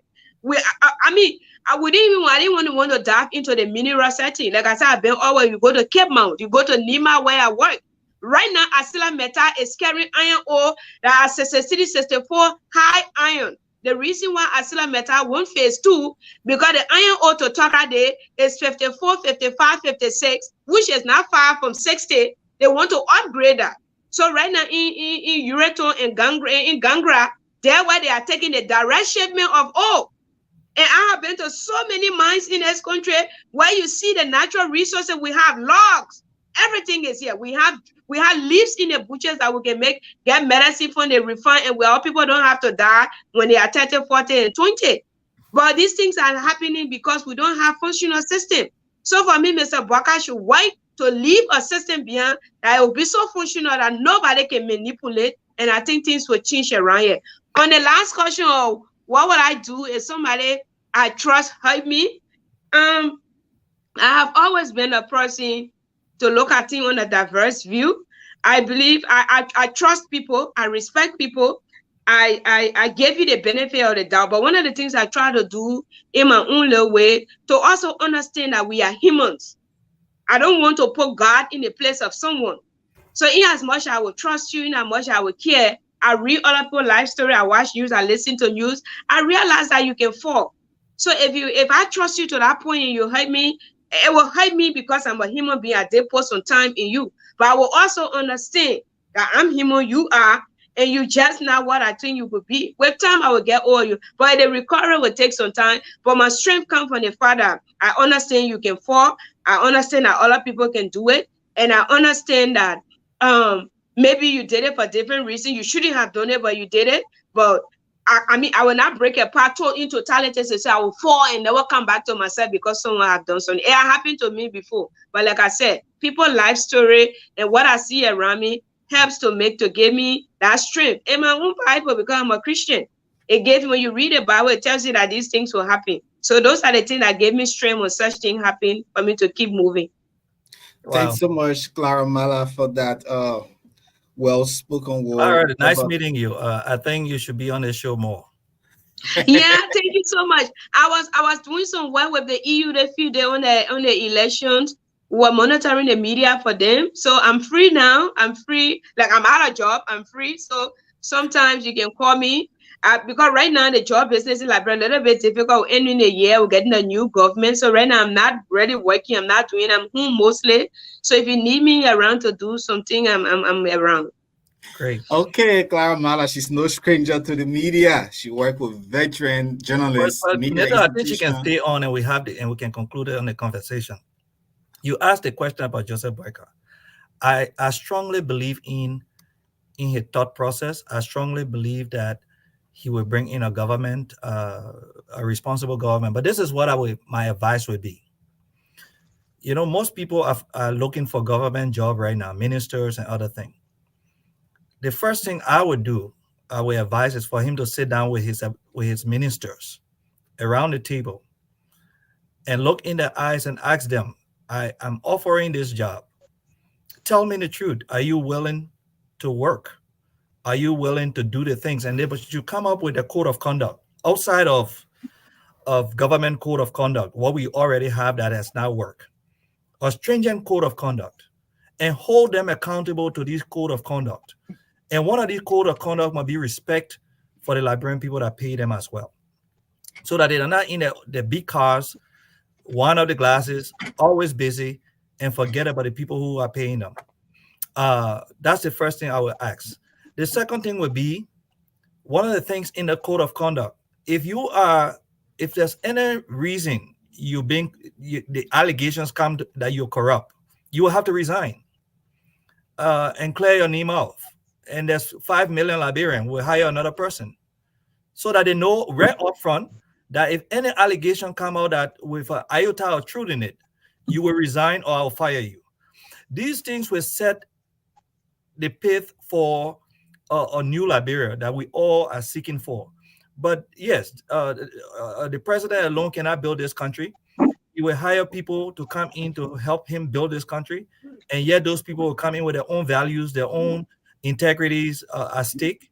But the Liberian people should also begin to hold them accountable, and ensure that the resources are all ours, that they cannot just come and enrich themselves. Look at Metal Steel. I keep saying Sala Metal. You can be taking our iron ore that worth millions and millions, and you giving us crumbs. I mean, how sensible is it? All those sit in, and I sitting from the outside and looking at it. Maybe it's difficult when you get in the house, but what sense does it make that you mining millions of our resources, and we just getting crumbs, and we can't even see the value of what you're giving us? Stella Metal should be supplying electricity to the entire Grand Baza and Nimba. Firestone should supply the whole Magibi with electricity. All these things are not stuff that is made up. Yes. Look at the roads that Firestone built in that place, small as just one lane roads. And we, for years in, we just sit down and accept whatever they tell us because you don't have the capacity. You don't have what it takes. Yeah. And these are problems that we have, Nathan. So our goal here for this incoming administration is to work hard. I'm happy that the incoming president is at the age where he doesn't want anything. His track record has shown that he doesn't want anything. So people coming to negotiate with him should understand that the negotiation is not I give you this and give that. So that's what I would say. After my program in the next 10 they minutes. should Okay. I'm winding down my program. They should sit down and have their own code of conduct for the entire Unity Party government that is coming in. Let that code of conduct be clear, and everybody sign that code of conduct. So it's not a friendship thing. It's not, you sign it. If there's any iota of truth in allegation that you corrupt, you will resign or I'll fire you and prosecute you. If you sign on it, go and do your work. If you can't sign on it, then you can't work in my government. Yeah. Indeed, the code of conduct must be executed to the fullest. Thanks so much. Go ahead, Clara. You want to say something? Go ahead. Yeah, and I just wanted to add to what Mr. Josh is saying about the concession agreement in this country. For me, like I told you, I was employed with Asila Meta. I resigned. The crime rate is high. The bad labor practice. Nobody, the administration of that company, they got no respect for the workforce. And somebody who believes in human rights, I couldn't do it. I didn't have a job when I resigned. People actually thought I was working. I got a big job, so I was leaving. I said, no, you have to stand for something. This is wrong. You can't have criminals attacking or with sleeping. I'm telling you, I was sleeping in 100-man camp, unit 18. My unit was leaking. I had to go to a wash market, what a market name, P market in Yekepa, bought a tarpaulin, the floor mat to come and put it over the container that I was sleeping in because it was leaking so badly. I had to seal the window because of the water. My things were getting wet. So it's not a good thing. And the biggest problem here is that our national legislature, the agreement they made with these people, Asila Meta, the government of Liberia had 30% share in Asila Meta when I was there. They have people in high places named on opiate rolls over there. When the system is manipulated, the general workforce suffer. So we're hoping that Mr. Bwaka will come in. I heard him in one of his interviews talking about companies in this country. They need to revisit some of the agreements. Quite recently, I was working for the Society for the Conservation of Nature of Liberia as a communication policy advocacy person. So I got to travel to Cape Mount, Grand Cape Mount County, the entire Western Liberia.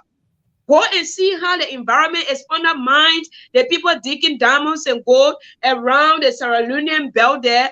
It's terrible. Very. We say in this country where there will even be volcano, God forbid, because of what is going on behind it.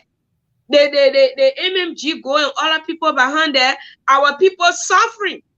I pass in an area where they actually doing the mining, the MMG gold, and then down where they have the incident took place that the water got contaminated the fish.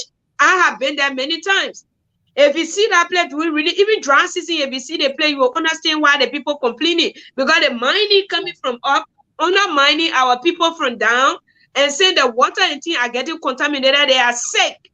And all you see is they're maintaining the road because the trucks passing, filled with heavy rocks, so gold, and other mineral that we don't know about because somehow we're not geologists. Correct. They're taking it to the factory, and some of the minerals we're hearing that they're shipping them out of the country overnight by helicopter. They are. While our people sit down there, they got substandard schools, they got substandard hospital, barely no clinic. Who to blame? Now you begin to understand why sometimes these people are taking law into their own hands when they our people are beyond that nation. They don't have safe drinking water, they don't have school, they don't have anything. I'm telling you, I've been there, visited there 100 times. In fact, I have had chance to sleep with some of these people overnight. It's too late and we can't drive. We have to park the car, get horses and sleep. There is no good food. So the place is dry. How long you think this is going to happen when technology is improving? The man in a village now has a cell phone, can look at New York and look at London and look at other places. How long our politicians think that this will continue to happen, that something will not erupt? You know, it's like a time bomb. Because we were into conservation, trying to protect, SCNL is into conservation. So sometimes we were providing working tools for small scale and artisanal miners. So we used to go to get a shovel, you know, when you cover hole and dig hole kind of method, the small terminology to help them.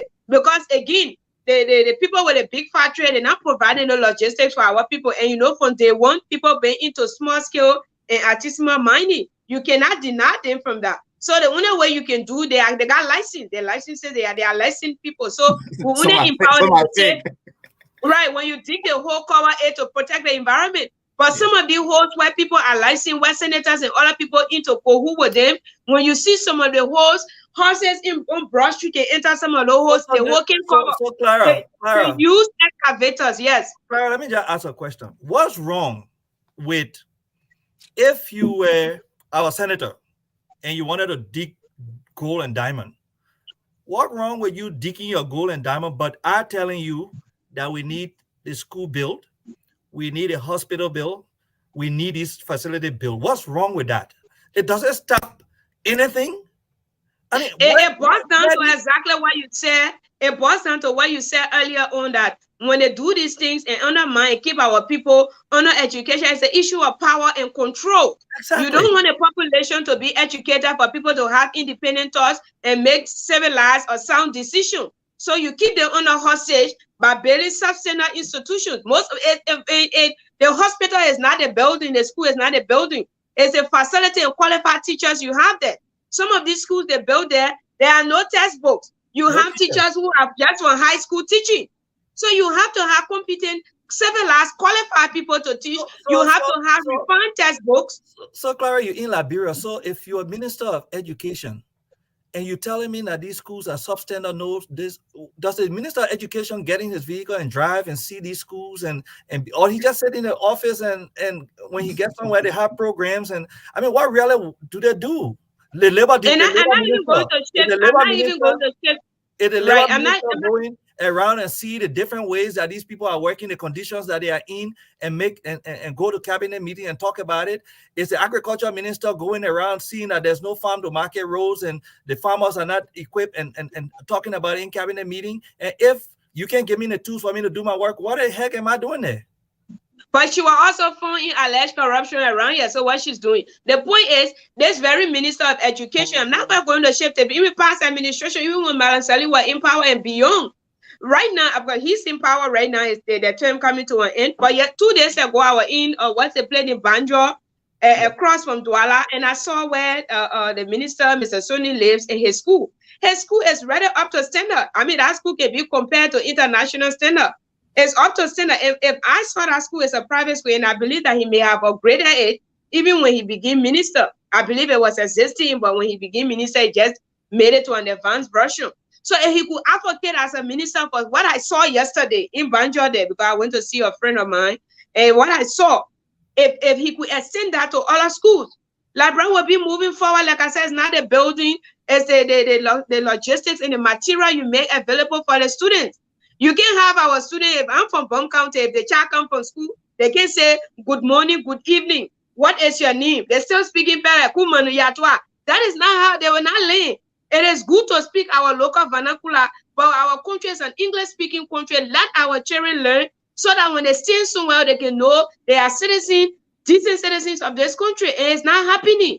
Like I said, everywhere. I travel with Ellen across here, independent press, PR, working on people. Quite like just recently, I'm working for SCNL. Well, all over, we used to sleep in cars to get to sign up because the road condition is terrible. And when you get there, what to see? Nothing. The Tottenham University is substandard. There is nothing there. Yes, Ellen can build community colleges, but building new community colleges, having competent people and paying these people well, helping them to have access to research work and other things to build up our institution, they are not happening. So you go to Ghana here, you see a child who is doing the same thing I'm doing here. That person is much better than me because of the system. It's not like they are smarter than me. No. It's just the fact that what is exposed to them. But I saw look at the story of the IT X-ray Ghanaian where the Unity Party brought in young people. You think we don't have Liberians who can become an IT expert? The thing about Liberians too, they don't even want to give Liberian the opportunities. You will see that all the contracts are either Lebanese run or foreign investors. Take for instance, I hate to talk about some of these things, but take for instance, like the passport Sega in our country, or you got a Ghanaian company that's supposed to come and is there no Liberian on this surface of this earth that is capable of doing this work that we have to go to Ghanaians to do it? We have Ghanaians running our passport section in Liberia. So 5 million people, there's no Liberian that is capable and have the integrity to work in the passport department to produce passport that we have to have 2 Ghanaians in that passport section to do it. You think you will go to Ghana and have a Liberian in the passport section? Never. But again, you need people who love this country, people with integrity that respect each other to make it work. So we always find foreigner in our midst. It's because we don't trust ourselves. We want to be corrupt. That's why we bring these foreigner into our midst. We don't want competence, so we hire the least competent among us so that we can manipulate them. But if you brought in competent people of integrity, you're not going to just manipulate them. So they don't want those things. So our country look the way it is because of ourselves. What's wrong with us is us. So I agree with her. My question is, if we are paying these people as Liberians, and that you minister of labor, Clara just talked about the labor practices at Salamatel. You look at Firestone, you got one man tapping 200 trees. You think that if Firestone were in America, they would not be using 4-wheelers to tap that tree with technology? You will have people still using bucket on their shoulders. It's not Mr. George, it's not even the man that is tapping. The man is there with his wife and children. I mean, and you minister of labor and you sit there and see those things and you can't talk to Firestone because you want to come to the United States or you're how much they pay per hour? Because if you bring your whole family to work. People still making $85 and $100 after they cut off everything. Only the man being hired, his family he brought out to help him tap the 250 trees per day or per week. So that his family is not being paid. Child labor practices are still ongoing in most of these areas. We sit down here too, and we got a lot of work to do. The last time I wrote Firestone to ask them about some things. We who in America here we call ourselves Liberian American, we need to put pressure on them too, because sometimes the people on the ground cannot do what we can do from this end. You know, they come in with all the pressure. USAID, State Department come in with the pressure because it's an American kind of company. So government on that side might not be able to do it, but we on this side, we should be able to talk to our senators and look at the labor practices in our country and let Firestone show up, because Firestone is related to Brickstone. And if you went on Brickstone website, they don't even talk about Firestone. You know, the problem, the where they have the general staff is where the disaster is taking place in the concession areas. Where they have the staff, like I can speak for Asila Meta, they have something called the general staff where they pay you less than 400, 300, 250, 800, 900, like that. And they have few Liberians, less than 1% of the workforce, that they pay up to 3, 4, 5,000. Even some of them make up to $8,000, $9,000, and they say they are resident of America. They're there. Those are the ones that they use the few to manipulate and hijack the system and the workforce. They will do anything to maintain that money and look down at over 2,000, 3,000 people. Yes. Anything you say, they tend to be very, very defensive. It's like they have never held money before, and that is the only thing they're depending on. So they will do anything to maintain it. And this is the problem. They have few Liberians into the system that they pay well to stand for the sake of the company, and they are the ones that got it. And they couple with our central government that party bad deals and bad concession agreement. It's just over the top. It's just ugly. It's just like superstition. I mean, they are not supervised. And like you said, if somebody makes $85, so if you divide $85 divide by 160, because it's 40 an hour, right? Work 40 hours a week here. You know, you less than 25 cents a day. That's why you're going to make. But look at Firestone Hospital in Dusade. Send our labor, the hospital looks the same. Yeah.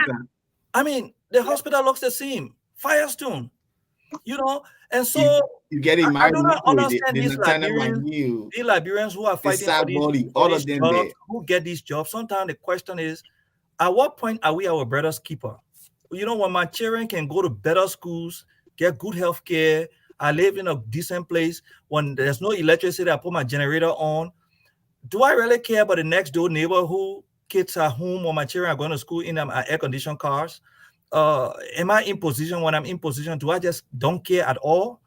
I mean, these are some of the things that sometimes I wonder, if I came to Liberia, would I change? You know, what would change me as an individual that I don't care for the people?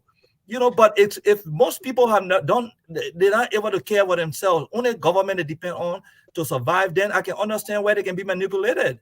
But if you have people who own their own business, who can live outside of government, I don't think they can take much of that. But again, maybe that's just our nature as Liberians, and it's scary. It is scary. Okay, because guys. There's no reason a country of 5 million people, with all of the resources that we have, with all of the God has blessed this one country, and we keep saying we poor. Look at the finance minister who was just in Minnesota a couple of years ago. That guy has a mass wealth, and we clap for him all the time. We are happy. We know that you add his salary from the time he left from here and worked for government, he will never be able to own all the things that he owned. I don't see him owning businesses. He was not in business before he came into government, to say he had multinational companies and other stuff. And we all see these things and we don't talk about it. You know, from government to the private sector to just the regular Liberian people. I think time has come for all of us to begin to talk so that we hold each other accountable. And we start being afraid that they will kill us or they will do something to us. You can't kill 5 million people one time if we all decide to change our country.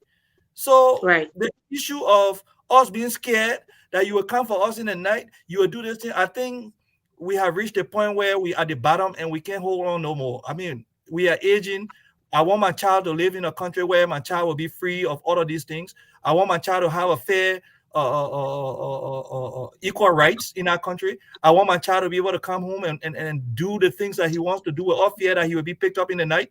I myself was arrested in Liberia. Nobody can tell me who I arrested. I could have been killed myself, you know, and so I just decided to just sit down and don't say nothing about it. And maybe the next time they would just do it.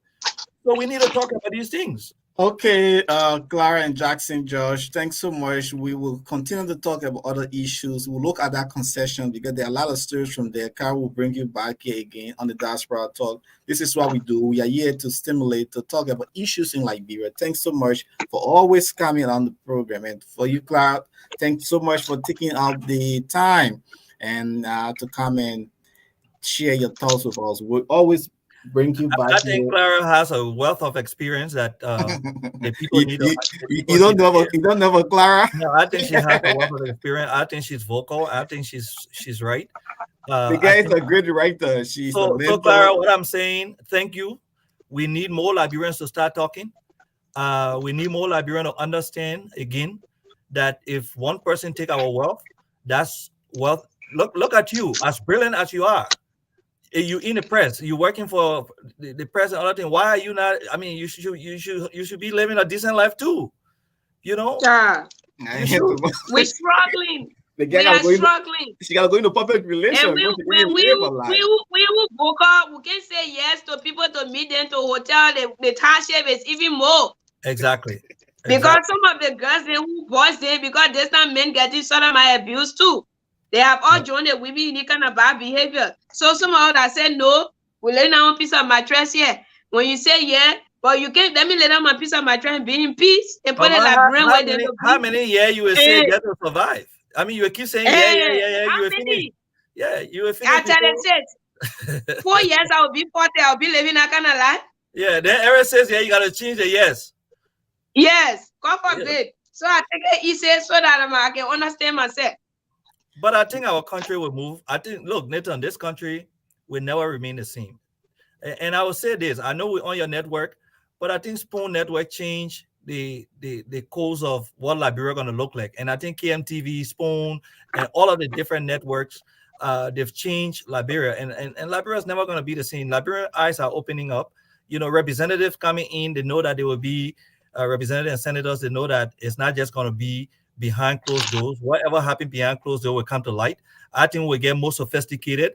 I think the civil society should get more gadgets and more sophisticated spyware programs that can spy behind the scene and look at what people are doing and bring it forward to the Liberian community. I'm hoping that the incoming government, whenever corruption is allegations are made on corruption and there's an iota of truth in it, let that person resign or the president fire that person so that we can take our country serious for once. But I don't see Liberia being the same anymore because for most of us who are sitting down on the other side just waiting and saying that it will happen, it never did. So we just got to come and start talking. We can't sit down anymore. I mean, if I told you my little time here, what happened? I mean, I've seen a lot too, and there's a lot of changes that need to be made. Our foreign mission need a lot of work, and I'm hoping that the president will bring somebody on board who understand the workings of the foreign mission to be able to get it, because the damage done to the foreign ministry, to the foreign mission.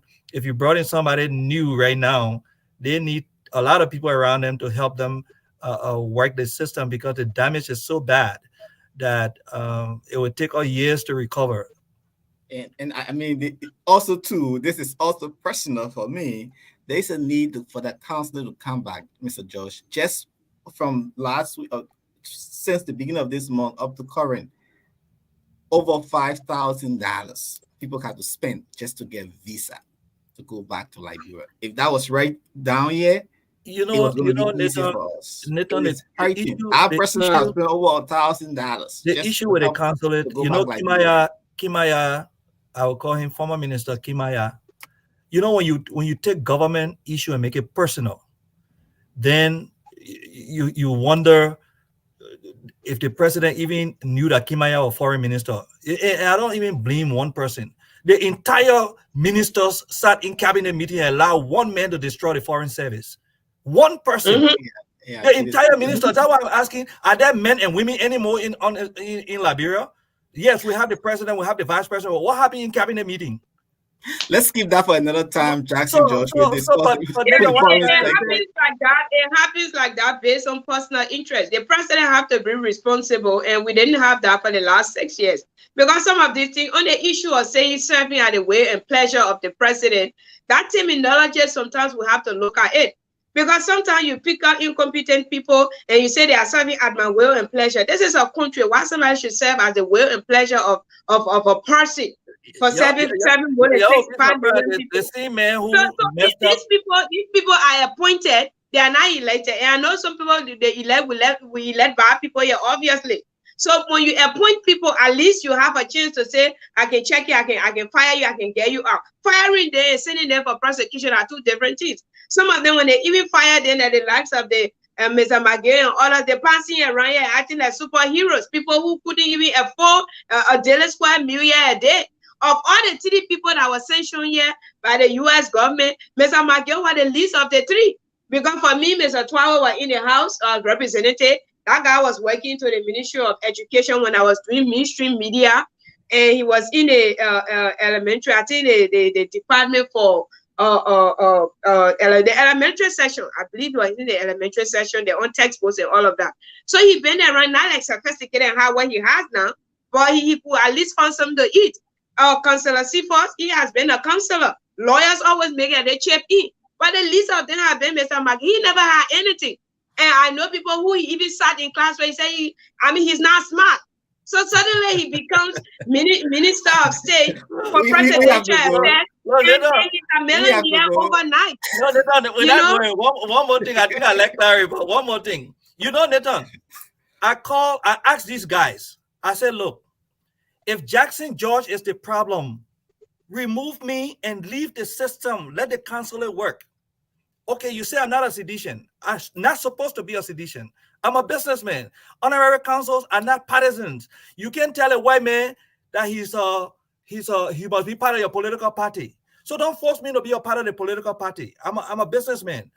But if you feel that I'm not a sedition, if you feel that I'm not a sedition, but I'm the problem in your way, then remove me. Get somebody else to do the work. Do not take this system, this thing that we fought for many years, that taking care of the entire Midwest. Bring somebody in. It's really the guy did not see it.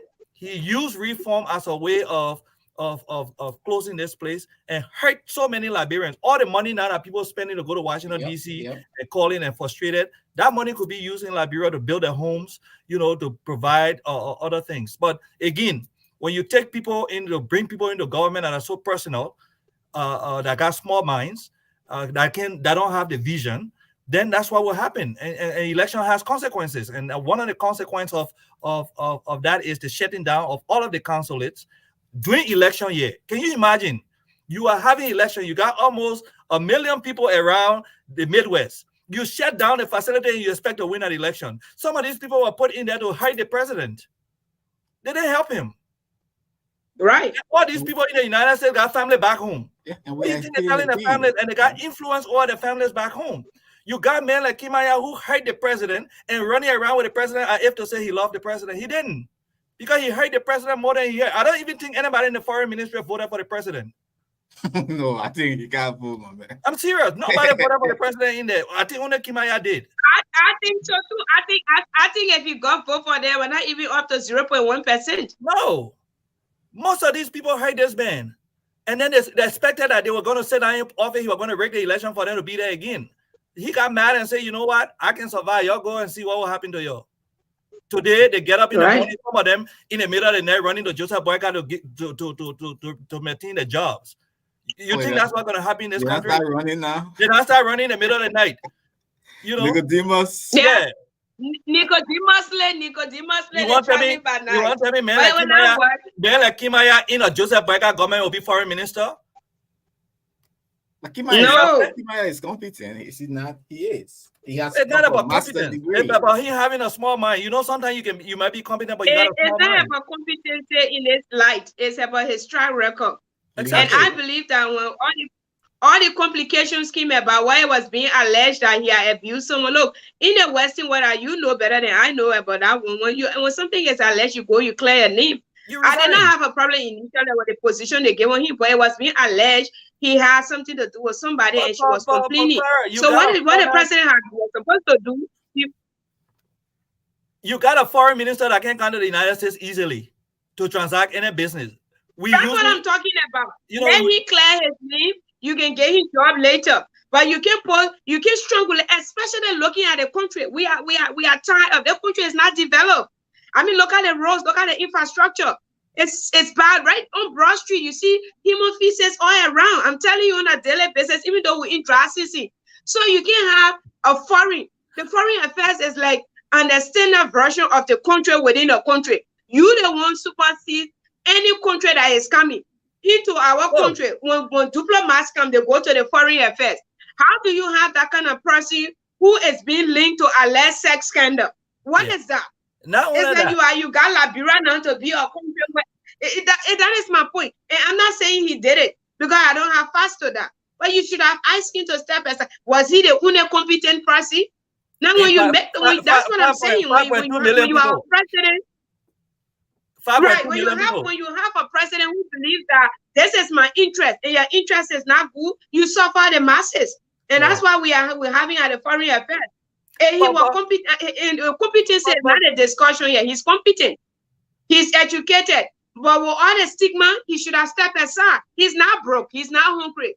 He had worked over the years. He has something for himself. He didn't need to be at the foreign affairs to survive. But just take the itinerary of the minister. You got deputy ministers. You alone travel through everywhere you alone want to go. If a minister is opposing you for some things that is internal, you sideline them. Look, this we have a constitution. We have a constitution. The president is going, for example, COP28 that just took place in Dubai. They take people who got no link to environmental work and carry them on the basis of friendship. Some of these people, they go, they run away from them. They don't want to come back to the country because they feel the country is down. They go, they get themselves trapped. That's what happens. When you look at the list of people, they carry people who are not even environmentalists. Exactly, and that's corruption. Why are you carrying, why are you carrying them? Why are you carrying people that have no reason to be there? What do they bring? If they meet someone in a corridor and having a frank conversation, they can say nothing about environment. They know nothing about climate change. So some of them go, they lay down in hotels, have fun, and then when you go, got to get a huge package money because those places are well developed and expensive. So they sleep in hotels that cost almost $1,000 per night, and some of them call girls, having fun, and they come by, the country remains the same. Correct. That is, you are not doing our justice. No. You should carry people. Anytime the president is traveling for an event, you should carry people that suit that event. So that when you meet people, even if you are not taking the stage to speak, you meet people in the corridor. When you show your call card, when you introduce yourself, they know that you are there for business. Exactly. So we got work to do. We got all of us got work to do. we got to keep talking. Yeah, we got to keep talking. Time is not in my favor. These are things that we never talked about before. I think some people did. I would give them the credit. Some people kept talking, but I think more of us need to come up to talk. But like I said, the incoming administration has a lot of work to do. Our entire foreign mission is a total mess. This is the face of the country, and it's a total mess. And so it has a lot of work to be done. We need to automate our systems so that we can be effective and efficient. But we have a lot of work to do. I'll just leave it with the foreign mission right now because at least that's what I know. But this guy messed this place up to the point. Look, I went to this guy office. He had camera sitting. He watching everybody in the ministry, in the passport department. What time you got? If you the minister, you got camera and you sitting down and watching. Nobody should go to this one. You watching the parking lot. The guy will get in cars and go to the parking lot to see. I mean, really? This. He was insecure. He was insecure. He is insecure. And for me, I will get behind the person who arrested me. My understanding is that he was involved into my arrest, and nobody can tell me. I'm not gonna sit down and don't get involved. So I will get to know who ordered my arrest. I mean, that government over. Yeah, but that government over doesn't mean no record. Well, I think they messed with if you have if you have evidence and those that may have organized your arrest wrongly, you have a right to sue. But yeah, I will. You will. We said right here and watch Discovery Channel crimes take place in America 20, 30, 50 years ago, and Oh they yeah, come fast now, I will and they get to bring the it to bottom of book. it. I'm If you happy have that evidence that they arrested you wrongly, you can sue. yeah, I'm happy that not for the wrong reason, but I'm happy that there's a change in leadership. I'm happy that we'll be able to get to some of the Yeah, bottom of I'm this. happy No, too. Liberians should not just be picked up for no reason and arrested and detained and nothing comes. So nobody can tell you who arrested you. You know, the police chief cannot tell you who ordered the arrest and other stuff. Yeah, You it's know, traumatizing. I It's got him killed, intimidating. and It's not right. I would say on this media that Kimaya was involved in my arrest and he wanted to make sure that I'm dead. For what reason? What for what reason? I don't even What's Stephen as an honorary counselor for Liberia? exactly. For what reason? Okay, we'll It's talk sad. more of these things. Time is fast spent on my Right. end. I gotta go. You know, time is money here, Mr. Josh. So I have to run. Thanks so much. We'll have another discussion maybe on Friday to look at more of the foreign sector because I'm trying to talk to a couple of Liberians who are also feeling the pinch on getting visa. Those who going for inauguration, those who going to Liberia for the festive season. So probably they may also come in and express their own thing, including myself. I'm part of this, so I'm spending thousands of dollars just to secure visa for family members to head to Liberia. It's terrible enough for us in Minnesota. We could just get it much easier. Yeah. So thanks. We'll be looking at many things in Liberia, looking at the U.S. sanction. The police arrest several individuals. LACC crying for money. They said they have at least 3 million, which is very small. And what different can Joseph Human Poker leadership do? Thanks. My guest has been I've been Clara Mala and Jackson George. Yeah, we will come here often and discuss the issues in Liberia. Thanks so much and have yourself a great day from Maria. Keep safe, Clara. Hi, very nice to meet you, Mr. George. Thank you so much. You are muted. Oh yeah, Nathan. I mean, I'm really mad. I'm hoping that Kimaya will be able to tell me why, who arrested me. I wrote the government of Liberia a formal letter. I CC copy all the deputy ministers. It's sad that some of the deputy ministers sat there too, never responded. They never even acknowledged my letter. Government is continuation, so exactly. So I'm hoping that Kimaya will answer questions, or the foreign ministry with a new minister that come. Maybe they will look into my letter and ask some questions. But I'm not. You know, if you're trying to come after me, like I say, I'm not one of the Liberians who you come after and you just leave it like that, because you know they're putting things under the rug that way can kill our people and nothing comes out of it. Because they will try you the first time and nothing happened. They try you again, nothing happened. Then they come for you really. And I'm not one of those. You know, I've told all my children, if any one of my children know, if somebody come after me and they get me and the direction lead to them, that civil war and that family to family civil war.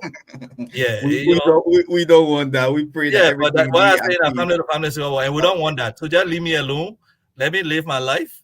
You know, but don't come after me and think that I just gonna leave it. No, I'm not one of those. I went through the civil war like anybody in our country. I struggle as well, so I'm not afraid to say that you coming after me. Nobody got control of violence. You know, no one person born crazy child. So the famous saying. Yeah, you know, just because you got state power doesn't mean you can just do anything to people. Now, power is turning over. You know what happens to you. You know, so people got to be responsible, Nathan. People got to be responsible. Don't use government for your selfish aim.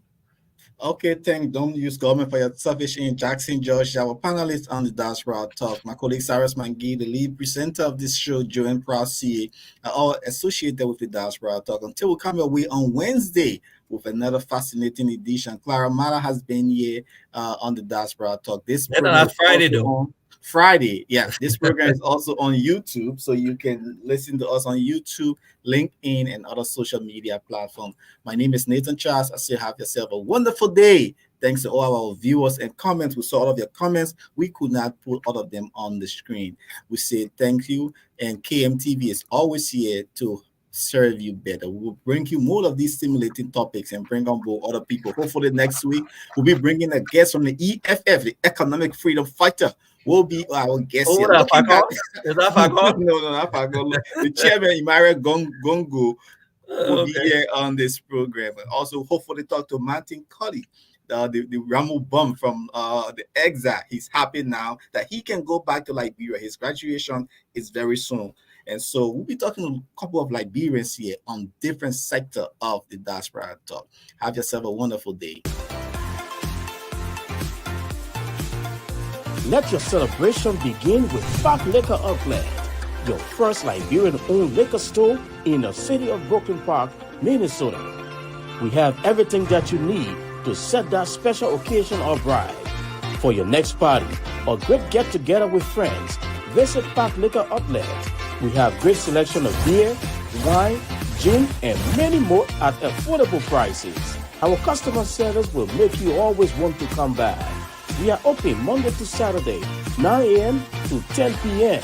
and Sunday, 9 a.m. until 6 p.m. Park Liquor Outlet, your one-stop celebration store. We are located at 6315 Zine Avenue North, Brooklyn Park, Minnesota. Visit us today and feel the difference.